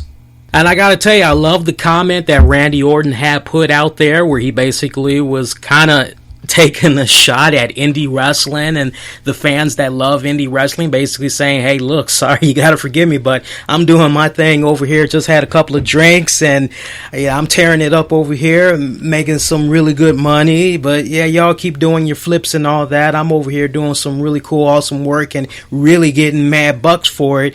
I mean, he was just so off the chain with his comment on this on social media that honestly I was really loving it. And that's the thing about Randy Orton. When you get Randy Orton in that right type of moment, he can be really freaking charismatic, and it's just gotten to that point now. I really wish he would let a lot more of that personality shine, because it kind of seems like when he's away from the ring, you get him in that right type of atmosphere where you can conduct a really good interview with him. It's something that's going to be memorable, quite honestly. So to see him basically talk candid like this, the way that he did on social media, then kind of coming back out a little while afterwards, after he was catching a little bit of a firestorm with what he said, issuing out a sarcastic apology that made Dave Bautista, he's doing his thing with Guardians right now. He's touring doing the whole media blitz. He's like, ha, I love that, dog. That's what's up. But Bully Ray and Randy Orton, they're kind of going back and forth a little bit. You even got Velvet Sky jumping in, talking about, oh, that's why you're a legend. I don't know if we need to be throwing that word around. Come on now. That just Bully Ray, legend. That's an entirely different topic for another time. But Bully Ray actually had appeared on Busted Open Radio to comment further about just what exactly is going on with this whole beef that looks like it's going on with Randy Orton. So things kicked off with him talking about the whole dive picture. He basically said, and I quote, "The part about Randy tweeting me is where things get wonky, and I don't understand. Because here's the deal. That diatribe that you just read, somebody texted that to me about 2 days ago, and I hadn't read it. I did not read it on Rip Rogers' Twitter or Randy Orton's Twitter or wherever it came from, because I don't follow either one of them. When I read that, I thought it was funny, and I saw the last word, and it said dive. I was like, oh, I have that picture of me diving. I was kind of laughing, saying to myself, I look like the Hindenburg falling. I was making fun of myself, so the post that I put up there of dive was kind of tongue-in-cheek joke at myself, because here I am, a veteran, and I'm doing a dive. I have no idea about anybody else's stuff, but I guess it was coincidental. This had nothing to do with Rip Rogers. As a matter of fact, if you go back a month ago, you can see that me and Rip Rogers, we actually have some really good back and forth on Twitter, where we basically agree almost 100% of the time when it comes to wrestling and wrestling psychology and that old school mantra. Rip Rogers even went as far as to tweet me, "Are you sure you're not my son?" That shows how much me and him are on the same page. So I would not even be talking about Rip Rogers or taking a shot at him. If I was talking about him, I would hit the little @ symbol so Rick knew I was talking about him. Now, Randy gets in on it. If I was referring to Randy, which I would not be doing at all, I would have added Randy, because I'm a man, and I will tell you, if I'm talking about you or taking a shot at you, so my tweet had nothing to do with those people, but I did feel the need to fire back, and I did. I'm sure you have that tweet ready to go. So he responded to this tweet by Randy saying, and the reason why I said Randy is wrong again is because me and Randy actually have a very long history. People may or may not know the story, and I'll try to give you the Cliff Note version of what happened. About 15 years ago, there was a live event between me and Devon and Randy Orton and Batista. It was just one of those matches that did not go the right way. It was a snake-bitten match. I wound up hurting my back. Randy wound up hurting his leg and his shoulder. Dave wound up hurting his tricep. It was just one of those bad nights. Those guys held a little bit of a grudge from that night, and it went on for a long time. Well, fast forward 10 years later, I was back in the WWE. Me and Randy saw each other, and within an instant, we shook hands, we hugged, we sat down, talked about it, and within 5 minutes, we had exchanged apologies. Randy said, "Bubba, I'm sorry, I was young, I was immature. I should have never been saying those things I said about you." I said, "Randy, I'm sorry too. I was a bit of a hothead back then. I'm sorry if I yelled at you for anything." We totally buried the hatchet. My last year in WWE with Randy couldn't have been any better. We exchanged funny stories. We talked about doing the Super 3D together. It was a great time. He was one of the last people I said goodbye to at WWE. We both expressed to each other how happy we were that we were able to bury the hatchet. I consider him one of the best workers in the world, okay? So I have zero clue why he needed to take that shot at me. But you know what? It's all fine and good, because me and Randy's paths will cross again. He also commented on Randy Orton's apology on Twitter to all the old-timers he might have offended, saying now he mentioned old-timer in there, right? So he's probably addressing me as the old-timer, right? Well, he talks about the money and the 13 titles and everything like that. Yeah, man, I got to agree with you. Because as far as the money's concerned, I've made a boatload of it, Randy, just like you. So counting that money and looking at your bank statement is freaking awesome. As far as your 13 titles are concerned, man, I'm on the same page as you, because I have 24 of them. So I'm on the board with you, Randy. I totally get it, brother. One more thing that he had touched upon is if this could all be from jealousy, that fans are more interested in things happening outside of the WWE, at which he commented, "I don't know if jealousy is the right word. I really don't know what the word is. Here's what I know. I've experienced both ends of the spectrum and everything in between. I've wrestled in front of 7 people in the Polish-American club and Piscastaway, and 100,000 people at WrestleMania. I've done the Tokyo Dome, Madison Square Garden. I've main evented all over the world. I've been in ECW. I've been in Ring of Honor, TNA, Hustle, Old Japan, New Japan, you name it. I've seen all the different promotions. I've seen all the different styles, and I appreciate all of them for what they're worth. I understand when it comes to wrestling psychology, I understand what the perfect wrestling psychology is. But I also know that there are different genres and that most people like this new style of wrestling. People enjoy it. Just like people enjoy movies like Fast and Furious. You buy a ticket to go see Fast and Furious just because you want to see everybody crash and burn. You're not paying because you want to invest in the story. Some people want to invest in sports entertainment, and some people want to invest in an entertaining sport and everything in between. And I think that's what you're getting in the world of pro wrestling right now, and I can't understand why people are upset by 10 dives and 20 super kicks, because half of the roster right now in the WWE got their start doing that style. So that's pretty much what Bully Ray had said in a nutshell. And honestly, when I just look at everything that he has said, respectfully, I've just taken everything in that's come about these past couple of days. I gotta tell you, and I'm not gonna beat this horse to death, but this is the point I want to make. Every single wrestling promotion has its own unique style, has its own unique flavor, has its own respected following that's going to make that group of fans say, well, this promotion is better than that other promotion because XYZ. You're always going to come across that. It's no different than the Halo games. Not everybody is into Halo. People are into Street Fighter. Well, not everybody is into Street Fighter. Some people are into the Grand Theft Auto. You get it. So, honestly, it's no different than when you look at a Young Bucks match.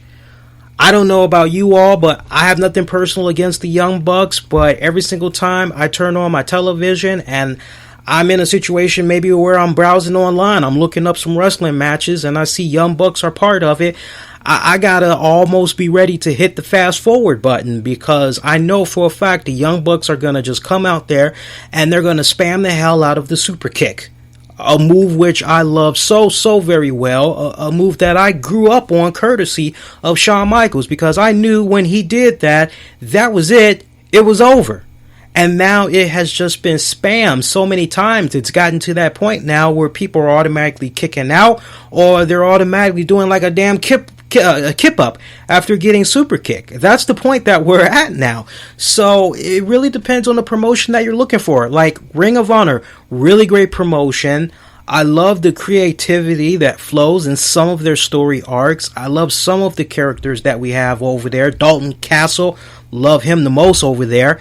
But you see these scenarios come about where Ring of Honor is a great example of it, where you see all these great moves at such a high, fast-paced rate, and the moves that are being told to try to tell a story, the moves are not being sold properly in a way where that person is selling, oh man, because this person did a drop kick to me, you know, it kind of got me dazed and confused. I'm a little bit out of my element right now. You really don't see a lot of selling in a majority of the Ring of Honor matches, and it's just spot after spot after spot after spot after spot. But you know what? When it's all said and done, there are still that group of people that just really love stuff like that. You go to the WWE, you know, we're going to talk about the word dive. Let's be brutally honest. Given any typical week you're watching any of the shows on WWE, I bet you 7 out of 10 or 8 out of 10 times you're going to see somebody do a dive through the ropes. And me and my former broadcast partner, the evil genius of professional wrestling, Titus Machiavelli, has always said that these dives, they're dangerous. They really should be limited because, number one, once you've seen it the 5th, 6th, 7th time, you just start to become so freaking numb. You're like, okay, so great, that was a dive. Whoopee. It's like, save some of that stuff for the pay-per-views. I'm not saying every single match needs to have a dive at the pay-per-views, but save some of those dives, you know, sparingly, so that you can really do a better job in telling a unique story with each matchup, right? So, you know, potato. Some people like French fries with their ketchup. Other people like French fries with their mayo. Some people like French fries with their mustard. Other people like eating French fries with honey. Some people like eating French fries with ranch, some with blue cheese. I mean, there's just no pleasing everybody when it's all said and done. And it's just funny that this is now like such a hot topic, because there's been guys like me, there's been other shows that has like respectfully been tackling the redundancy in a lot of the wrestling promotions that's out there over the years, and the psychology and the in-ring psychology. And the other thing that you got to remember is WWE, they're now at that point where they think all it needs to be about is the entertainment standpoint, that it's really not just about wrestling anymore. Okay, well then what the hell are we doing with a 4-squared ring, right? What the hell are we doing with that? What the hell are we doing with guys going in there wearing trunks, getting into a grapple hold with each other? Why the hell are we doing all this for, right? Why are we seeing semi-naked women get in the ring and they're locking it up, right? Why are we seeing all of this stuff if it's not professional wrestling? You can give it whatever name you want to give it, Vince and crew, but when it's all said and done, what you do in that ring is wrestling. Unless you're going to say worldwide entertainment, unless you're going to maybe rename yourself that way and try to get away from wrestling altogether, right? But I'm just amazed that this story had picked up such steam. Look, maybe Randy Orton just decided, hey, I kind of got the fans right where I want them. Didn't know I was going to be striking some nerves. Okay, I see what I got here. Well, let me pick on them a little bit. Randy Orton, in his own respectful way, he has been known to be a little bit of a prankster. He's been known to kind of stir the pot a little bit. You have no idea how a lot of you guys probably had got his jollies off reacting to him and throwing all kinds of stuff at him. And honestly, I like the way that he had tackled it when it's all said and done. But putting a nice pretty ribbon on this topic so we can move it along. Every single wrestling promotion it has its pros, its cons, especially when it comes to the in-ring psychology. There has always been some form of redundancy when you just go back and look at all of the wrestling promotions that we've gotten over the years. It's just that now we're in that day and age where the average wrestling fan, unless it's an old school wrestling fan, like maybe somebody in their 30s and up, or even in their mid-20s and up, that can really appreciate a good in-ring story being told, a good in-ring psychology of a match that's just well thought out, and you're looking at like a 15, 20, 25-minute match or whatever. Almost gone are those days where the fans, it's like, okay, all right, yeah, this is nice. Next, I want to see the next people. I want to see the next act. It's almost gotten to that point of instant gratification, and it's quite sad. This next story, I need to hear a little bit more info. It just came about earlier today, so I'll definitely revisit this at a later date as more information comes in. I'm only telling this story just to show Paige that there is such thing as covering good news, especially when it comes to Paige and her man, Alberto El Patron. The story, in case you all had missed it, she took to Twitter earlier today and she wrote about how newly crowned GFW Global Champion Alberto El Patron had saved the life of a young man. She would not go into the specifics. There's no pictures, there's no video or nothing right now as it stands. But she basically had said, watched Pride of Mexico, that's Alberto El Patron, save an 18-year-old boy's life. Scariest experience ever, but without him, that poor boy wouldn't be here today. People always see the negative things on the internet and ignore the positive. You don't realize how amazing he truly is. He saved a life. Well, hey, look, Paige, all due respect, if Alberto had saved somebody's life today, that is fantastic. Or whenever it was that he saved this life, that is fantastic. And honestly, if you want to be in a position where you're spreading more positive news about whatever is going on with you and your man, sometimes you just gotta make that positive news happen. I mean, putting the whole sex tape leaks to the side, I gotta tell you, there's been some pretty bad stories that has been circulating, and I think, quite honestly, if you want to try to kill that, counter it by spreading more news of positivity. Like, what became of the restaurant that Alberto was supposed to open up a while back? Did it open up successfully? How's the business been there so far? Why don't you take people in on a little bit of a tour on how the restaurant has been doing, as opposed to seeing Alberto El Patron at 3 in the morning lit up doing his thing on Periscope, just, are you barrel? Oh, you barrels, you barrels. You know, I'd like to see something more uplifting in that standpoint. Why not give people a little bit of a bird's eye view on this upcoming wedding that has been talked about for what kind of feels like forever, but it's honestly only been just a couple of months now. Do you have your wedding dress together yet? Do you kind of know where you might be holding the venue? Maybe you could spread a little bit of positivity that way by talking about things like that. But whether it is your man that saved the life, you saved the life, I saved the life, you, the listeners out there, had saved the life. If you saved the life, that is great. It doesn't mean that Ed McMahon, it's going to be coming up. Well, he can't come to your door because he's been dead for a good minute now. But you get the point. It's not like Publishers Clearinghouse. He's going to come up to your door and present you a freaking check, or the mayor's going to come up to you. You saved a life today.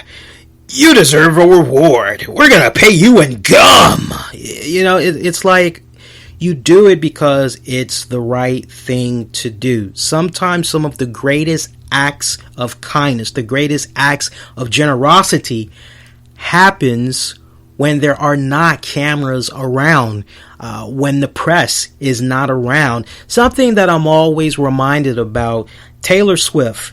I got a lot of respect for her, and I'll tell you the reason why.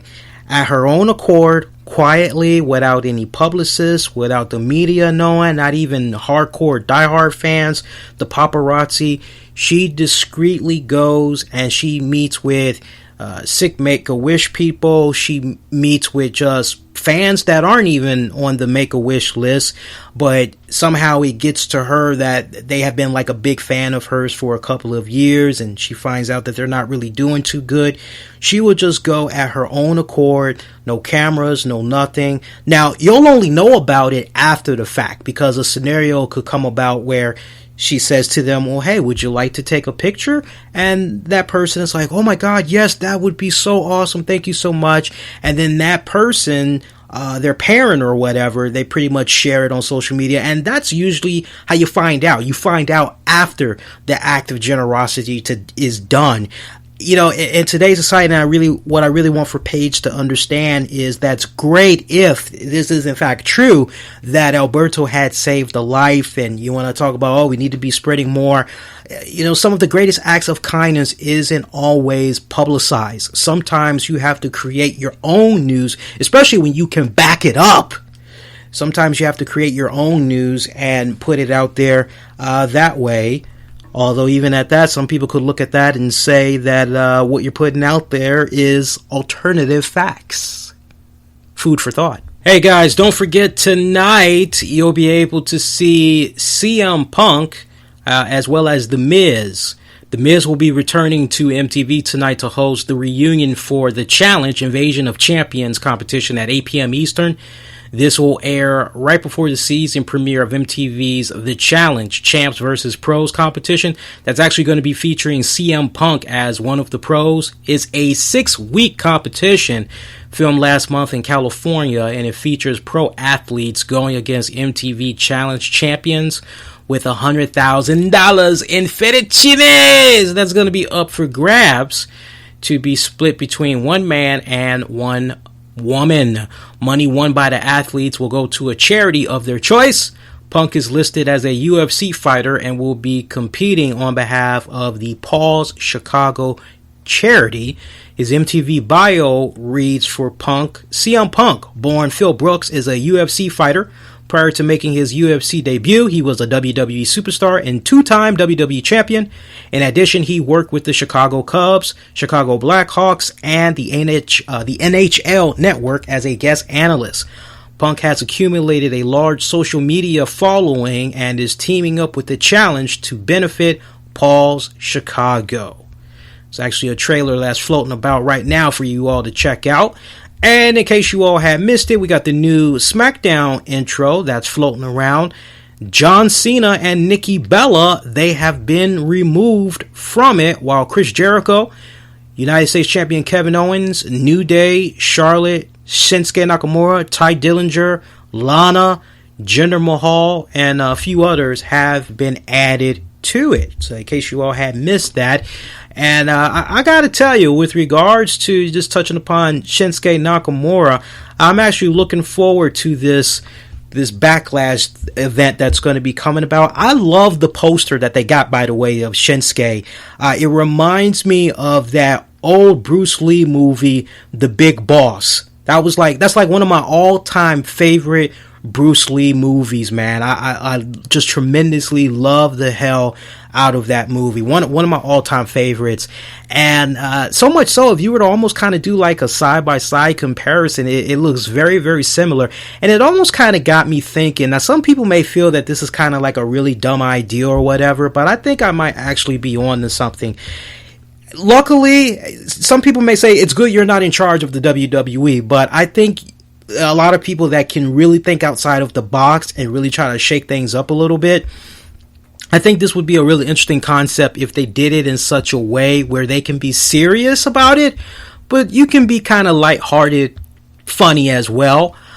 I think going forward, it would really be awesome is like every single time you see Shinsuke Nakamura and he's cutting his promos, maybe you could have it be a situation where when he's backstage and he's talking, you put an English dub over what he's saying. That way the fans can like really understand like what it is he's trying to put out there.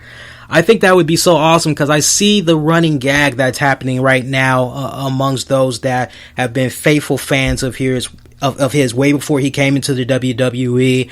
And then you got fans that's looking at what came about since he was down in NXT and they're going, nah, man, he's not being utilized properly. What the hell, man? Not really feeling this. This sucks.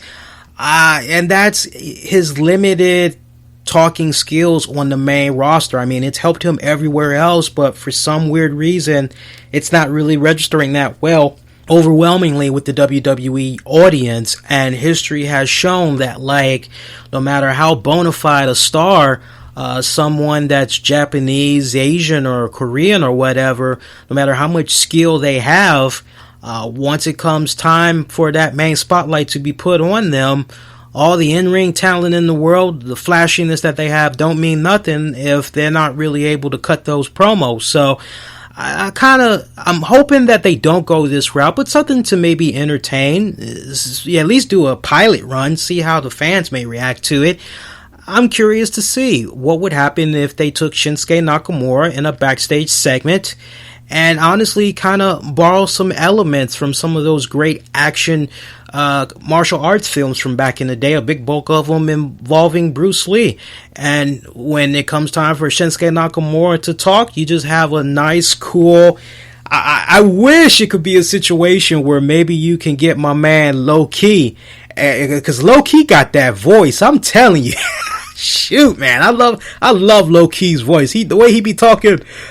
When I get in the ring with you, I love the way he talks. But I think it would kind of be a nice, fun, interesting experiment, and then maybe you could do a little something live in the middle of the ring. That would be kind of interesting as well, but just something I was kind of playing around with just to kind of freshen it up, kind of get people talking. And you know, I think people that are big fans of martial arts films, which is like a lot of people, it like instantly they would be able to react to it, they would be able to get it.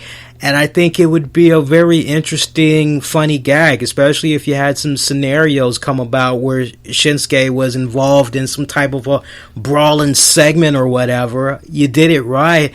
I think it would be pretty refreshing to see on television, especially in this day and age, because look, at the end of the day, we do got to care about that entertainment standpoint, and if it's staggering, if it's the drizzles, it's not going to last that long when it's all said and done.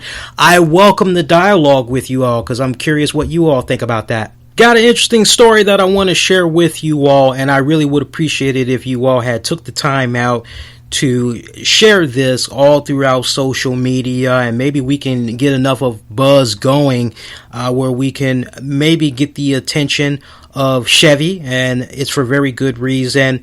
There was a Maryland man a couple of weeks ago that thought he had finally found his dream car and could afford it online, but man, was he taken for one hell of a ride, and it was not behind the wheel of a car. His name is Jerome Harrells. And his first car, get this, was a 1955 Chevrolet. And years later, he found himself wanting another one. He had searched for 55 Chevy online and found a lot of them, but most of them were too expensive. He just could not afford it.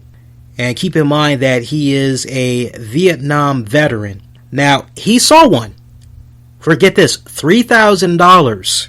Sounds like a red flag, right? Well, you, my friend, are on to something. So he jumped on it, as you would imagine, because it's $3,000. Said everything had looked legit. The seller told him that she got the car as part of a divorce settlement, which was why she was selling it as such a bargain. She just wanted to make a quick buck off of it. Okay, fine. So she told him that the car would be delivered from West Virginia after he paid using Google Wallet. Yes, you heard me right. After he paid for it using Google Wallet. It is a service that allows payments to be made digitally, somewhat kind of similar to those Bitcoin things that's running around. So after he did that, he got what he was able to look at. He got an official invoice, at least it appeared to be an official invoice that instructed him to pay using a Bitcoin ATM, a machine that allows the exchange of cash and Bitcoins. The uninsured digital currency created an exchange anonymously and independent of bank or governments. And he admitted, he said, man, I never heard of anything like that before, but, I went on the computer, looked like it was legit and everything, and basically had said that he could find his nearest one at Walmart, so he figured it to be legit. So get this, he spent a total of a little bit over $4,000 to the seller, and he was told that his car would arrive in 3 days. He hardly slept. Who wouldn't? Because you're like a kid at Christmas waiting for your new prize to come. Those days came, never arrived. He actually had sent out an email, didn't get a reply back. It was then he realized that he was scammed. He got in contact with Google Wallet to try to figure out if there was any way he could be refunded. Google Wallet had told him that they don't use Bitcoin, and they confirmed that he was, in fact, scammed. So you all listening out there, to prevent yourself from being in this position as this Vietnam vet was, a couple of steps that you can take. If the deal sounds too good to be true, 9 times out of 10, it probably is. But if you're going to go forward with it, make sure you know with whom you are dealing with. If the seller only wants to communicate through email, or even at that, through text messaging, it could be a red flag. Try to do what you can to see them and the proof of what you're trying to buy off of their hands. Get visual proof. I don't care if you gotta see them in real time with their camera phone. Everybody's got a camera phone nowadays, so you can easily stream on Facebook, all that jazz. They ain't willing to do all that for you. It's a scam. If they're not willing to try to meet you halfway so you can take a look at the goods, it's a red flag. Another thing you can do is try to scrutinize every single message you receive, because scammers nowadays, as you know, they're working very cleverly, working hard to make their emails look official as much as possible. Now, the one Mr. Harrell had received that had the Google Wallet logo, it had even came from an email address that looked legitimate at first glance. So finally, one other step that you can take is when making large purchases online, do think twice about using a site like Bitcoin. Treat the digital currency like real cash. And sadly for Mr. Hurl, he said that he's learned a very expensive and a very heartbreaking lesson as he gave up on his search for another 55 Chevy. So honestly, I hope that our good friends over at Epic Sports shares this story, because honestly, what I really would love to see happen, I would love to see guys like Solar Monster. I would love to see guys like Wrestling Soup. I would love to see guys like Don Tony, Kevin Castle, and those of you that are fans of my show that are also fans of those guys, if maybe we all could come together, try to get this story circulating as much as humanly possible, to the point that we all can flag Chevy. Now, I sent them a private message when I had first heard about this story on the news, and I actually sent a direct message to Chevy telling them, you guys need to look into this story, and honestly, if there's any way you can help this guy out, for God's sake, he's a Vietnam vet. He served our country proudly. We should be able to give back. Let's prove to him that there are really good, kind-hearted people that's still out there, and let him know that the happiness that he was trying to pursue, it shall be fulfilled. Bump what's going on with these scammers that did this disgusting act to him. So I'm hoping that maybe we can build enough of circulation, and I'm actually trying to see if there's ways, if I can get in contact with the family to see if maybe they might be interested in us organizing some type of a Kickstarter campaign, so maybe we could try to get some of that money back, maybe if we can try to recoup it for him. But if you ask me what I ultimately would want for him, I would love it if we all could come together and really flag the attention of Chevy to the point they're able to make something happen, and they're able to hook him up with a brand new 1955 Chevy, or at least are able to get their hands on an older model and do every single modification to his liking, right down to the color, all that, the seats, the interior, all that great stuff. So we'll see what happens with regards to that. My Washington Wizards, they did not get the job done. When it counted the most, John Wall was not present in the fourth quarter. I was just so mad at John Wall because this was his opportunity, but like James Harden, he choked. He was not a factor. This was the Wizards' game for the taking, and I gotta tell you, it would have been a much more interesting series had it been the Wizards taking on LeBron James and the Cleveland Cavaliers. But now that it's going to be Boston and the Cavs, honestly, with the Cavs being off for 9 days, that's a lot of downtime, to the point LeBron was actually able to take a trip outside of the U.S. I'm imagining that team's going to have themselves some serious jet lag and all that. It's going to take them a good minute to get back into the groove of things, because they've had so much time off. And honestly, I would not be that surprised if the Celtics were to take away Game 1.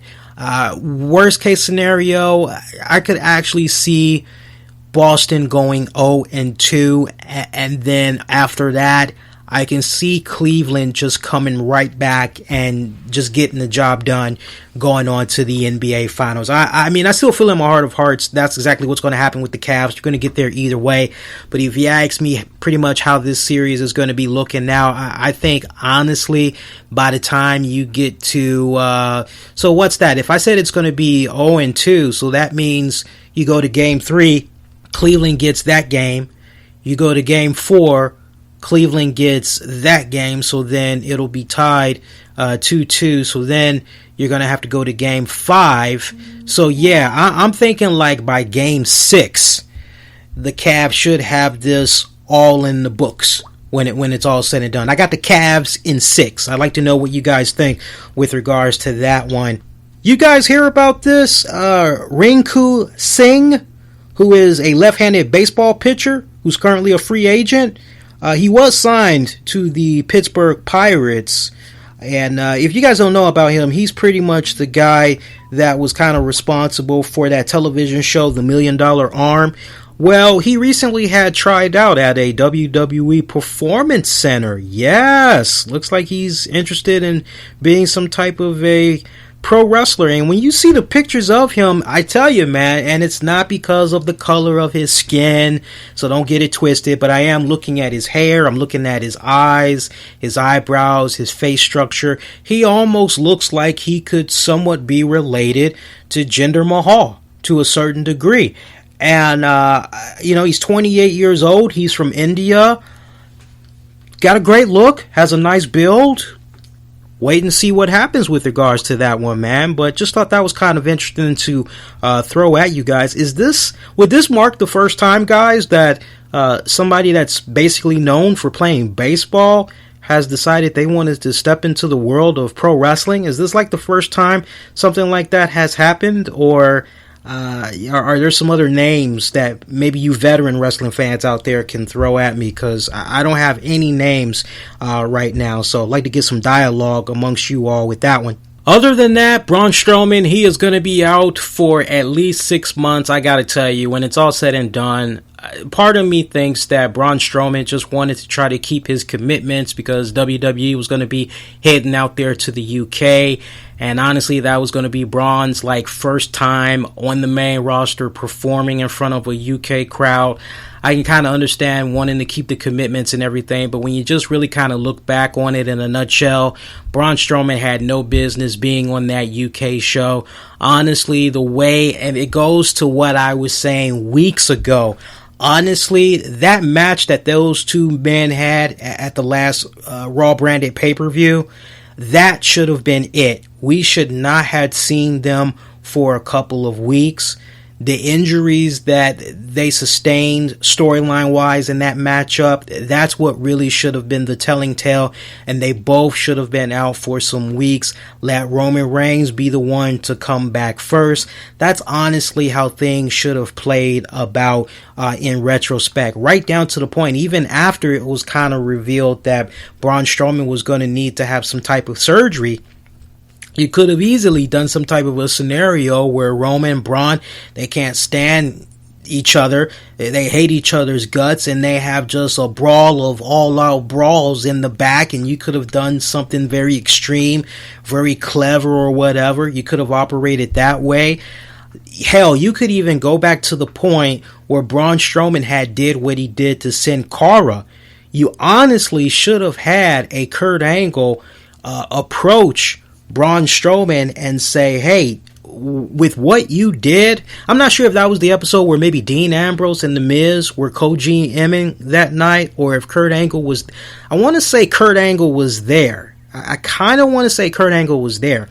But regardless, after that incident that had occurred where Braun just went belligerent on Kalisto, honestly, the situation that should have occurred was, okay, your actions, I've told you time and time again that there were going to be severe consequences if you continue to operate the way that you are operating without heeding authority, and you continuing to be blatantly disrespectful the way that you are right now. Braun, you give me no choice.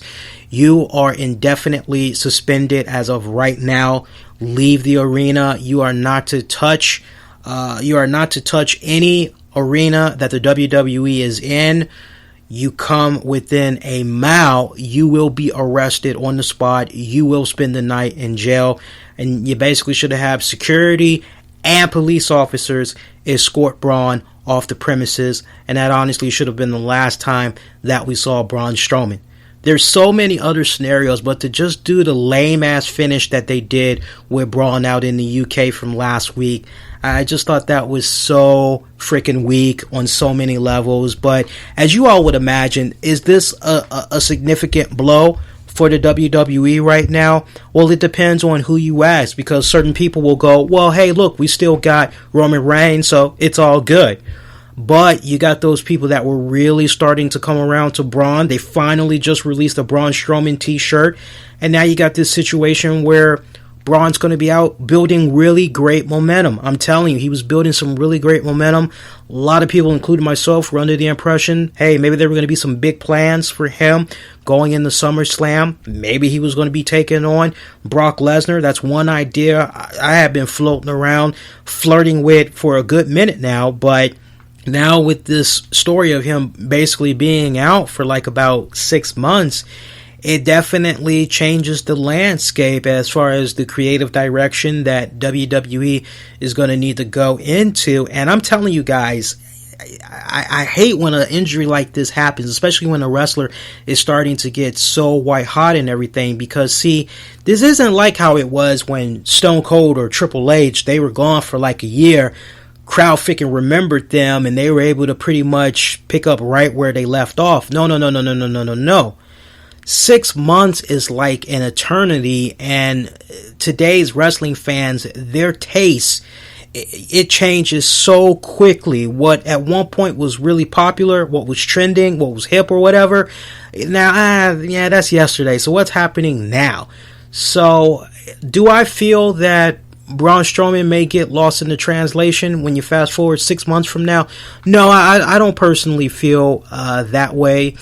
But at the same time, I would hope that by the time Braun Strowman does come back, they're going to have something planned out for him.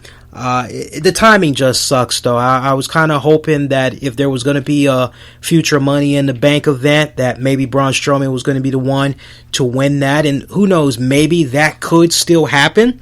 Honestly, if it were me, depending on where Braun Strowman is with his recovery process, if you maybe do Money in the Bank 2 months down the road or 3 months down the road, maybe you could have Braun Strowman be a mystery opponent that's going to be participating in an event like that. Have him do some pretty limited work, right? You know, make sure that he's really protected by his dance partners. You could have him maybe win that way, and that's one scenario that you could possibly look at, and then you can have him stay off TV a little while longer, right? That's one scenario that you can do, but it sucks. The timing of this sucks. I'm a huge Braun Strowman fan, and just to be able to see this guy's evolution on a week-to-week basis, getting better and better, I feel for the guy. But my message to you, Big Braun, do what you got to do, man. Take your time. Do what you need to do to come back at 100%, my friend. Do not rush your rehab. That's great if you're able to get it up to 100%. Hell, try to go for 150%, man. Try to come back bulletproof, but speedy recovery to him. And a belated congratulations to Daniel Bryan and Brie Bella as they have welcomed their baby Birdie into the world. Congrats to them for that. What else am I missing here? I think that's pretty much it. I think I pretty much got into the big bulk of everything that's come about.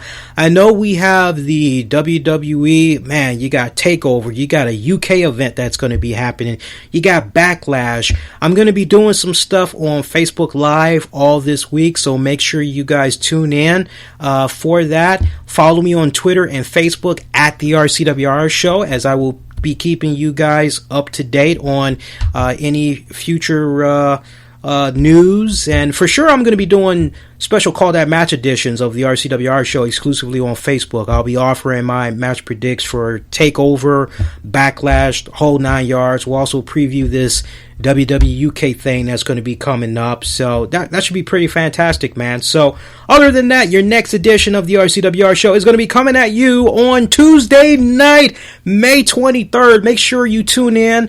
That's going to be a fantastic show. I think that show may be live. I'm not really sure. I will let you guys know how that's going to come about, but I have a really cool special guest that is going to be on that very episode. So I'm going to have to first work out the kinks to see if we can make that happen. So fingers crossed on that one. But make sure you follow me on Twitter, Facebook at the RCWR Show.